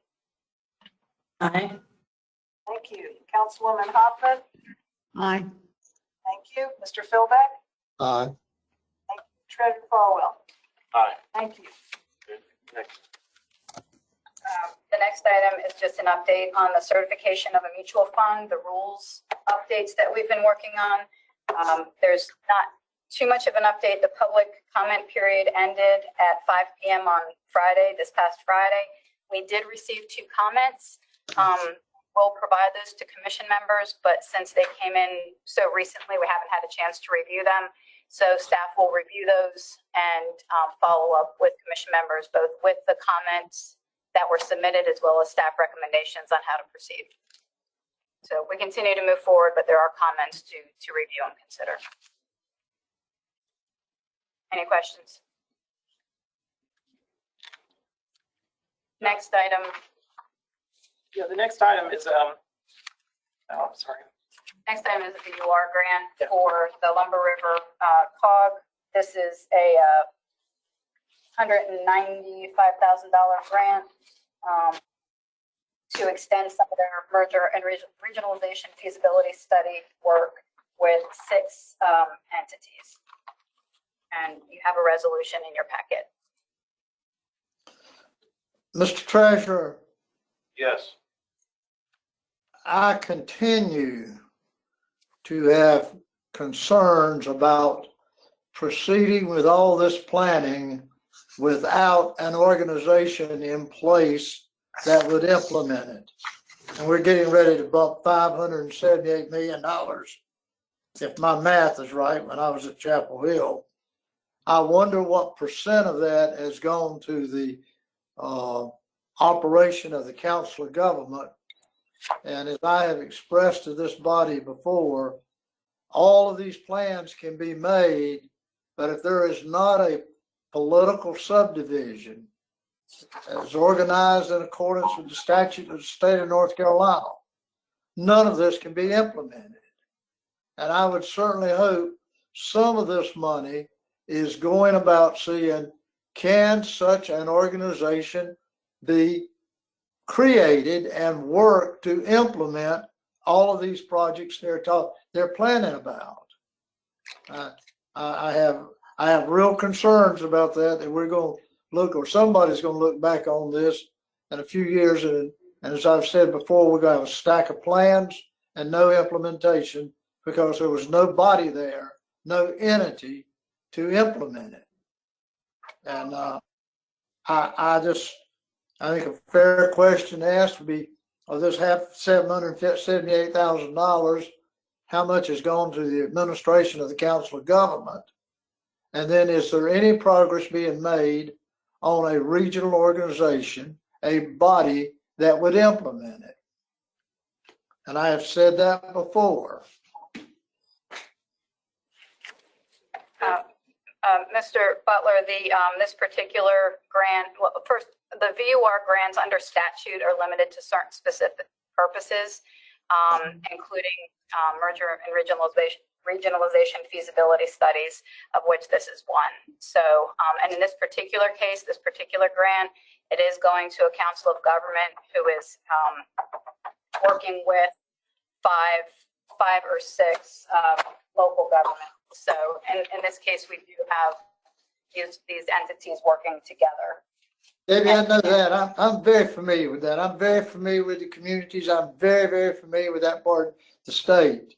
My question, my concern, my observation of years of being involved in local water and sewer efforts in southeastern North Carolina is putting together a body that would implement this, that would take advantage of the existing statutes that the state of North Carolina has for creating regional water and sewer programs, or authorities really. And is there any real steps being made to create such an authority to implement these plans? That's, I have no knowledge of that being done. I have no knowledge of the leaders from the town coming together and saying, yes, we'll have one board member per town. Our terms will be so much. Who is going to be the engine? All of this is going through the Council of Government, and it's going to have a thing in the world to do with the body that's going to be implementing it.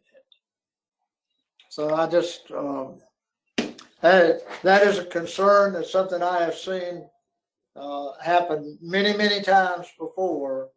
But when it comes to implementing it, there is no vehicle that has been developed and has the memberships on the board that are going to man up and do this. So I just, I would hope some of that. And I'd like to ask you to come back if they would tell you how much of this $778,000 has been spent on the administration of the Council of Government implementing this study.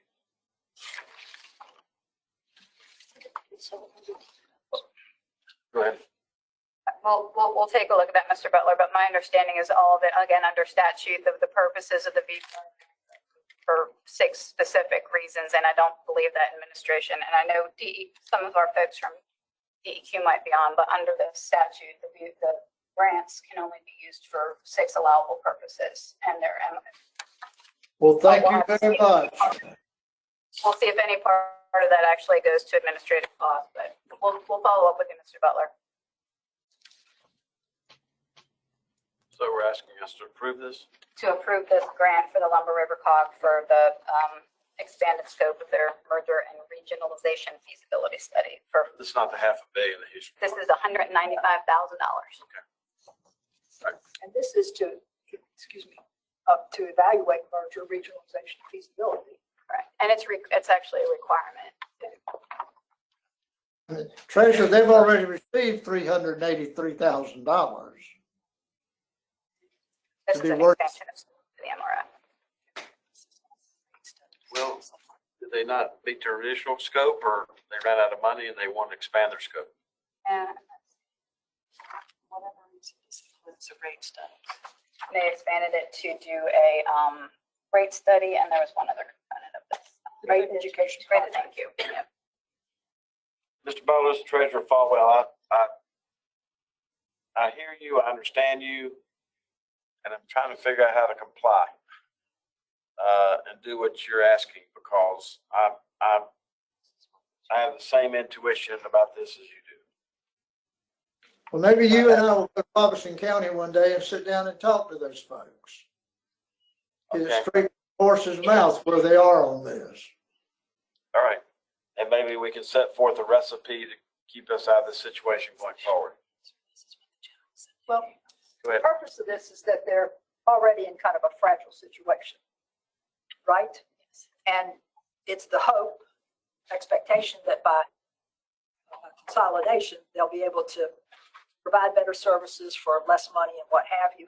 At some point, they're going to be forced to merge, kind of, if they want to provide services to their citizens. I don't know that anything short of the legislature could force a merger, but it's the chicken and the egg, which comes first, you know, the feasibility of being able to have a merger or the merger and then do the feasibility. I mean, I don't know about a good answer.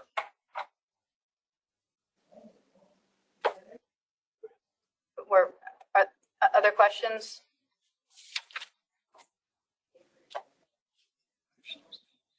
Now, this is Cindy Aiken. Not to be crass or flippant, but that's the way that this is, we're working with statute that the General Assembly. It's set up this way. Right, yes, set up. We don't like to be inside that room in case. Do I have a motion on the table? No. I will make that motion. Motion by Secretary Marshall. Do I hear a second? Second. Second. Philback. Mr. Philback, or, yeah. Any further discussion? All right. Hearing none, the clerk will call the roll. Yep, resolution approving the PUR grant for the Lumber River COG on this MRF expansion. Auditor, Marshall Philbeck, Auditor Wood is absent. Mr. Edwards? Thank you. Mr. Burns, is he still not back? Okay, absent. Mr. Butler? No. Thank you. Ms. Harvey? Aye. Thank you. Councilman Hoffman? Aye. Treasurer Falwell? No. 1, 2, 3, 4, 5, yes. 2 no, 2 absent. Motion carries. Let's be clear, we'd already given them $378,000. Okay, but then expanded the scope. Okay, thank you. All right, next. All right, the next item is attachment H, citizen letters related to Elizabeth City. You have 22 letters here from various citizens in Elizabeth City that all basically say the same thing. They want the LGC to step in.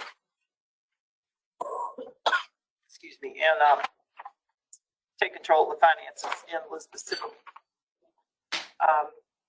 These are really just provided for your information at this time. We have reason to believe that the city is in discussions with a very qualified person to serve as a financial consultant on a part-time basis.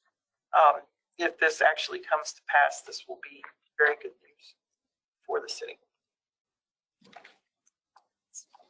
Other than, and there are no questions on that, right? We'll just. Yes, if anybody has any questions, I'm happy to try to answer them, but we received a number of letters, so we wanted to go ahead and provide them to commission members.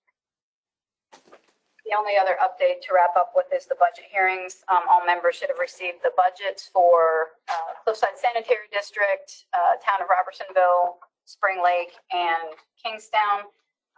Y'all have the dates. All the information is posted on the Department of State Treasurer website under units under the financial control of the LGC. We have 4 budget hearings scheduled to comply with general statute requirements for those budget hearings on June 12th and June 20th. All those will be in the evenings. And then we'll have another meeting on Monday, June 26th at 1:30 to adopt those budgets. So if members have any questions on the budgets or those budget hearings, please let us know. Debbie, will all of those hearings be held in Raleigh in the room you're in now? Staff will be here.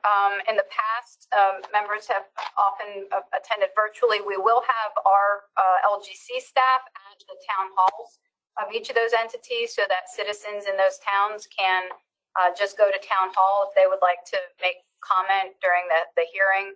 So staff will be here.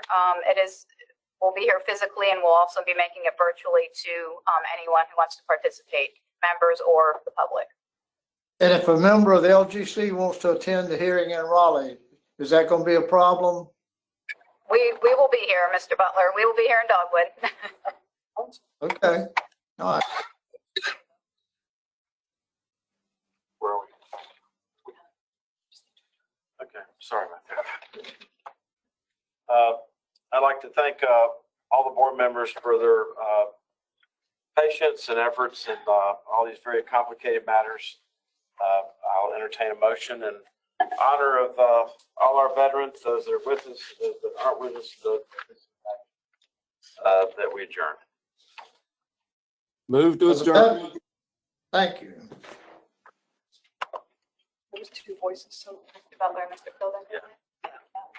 Any further discussion? Hearing none, the clerk will call the roll. Dr. Marshall? Aye. Mr. Edwards? Aye. Thank you. Mr. Oh, never mind. Ms. Harvey? Aye. Thanks. Councilwoman Hoffman? Aye. Treasurer? Oh, Treasurer. all right. Okay, we're adjourned. Thank you.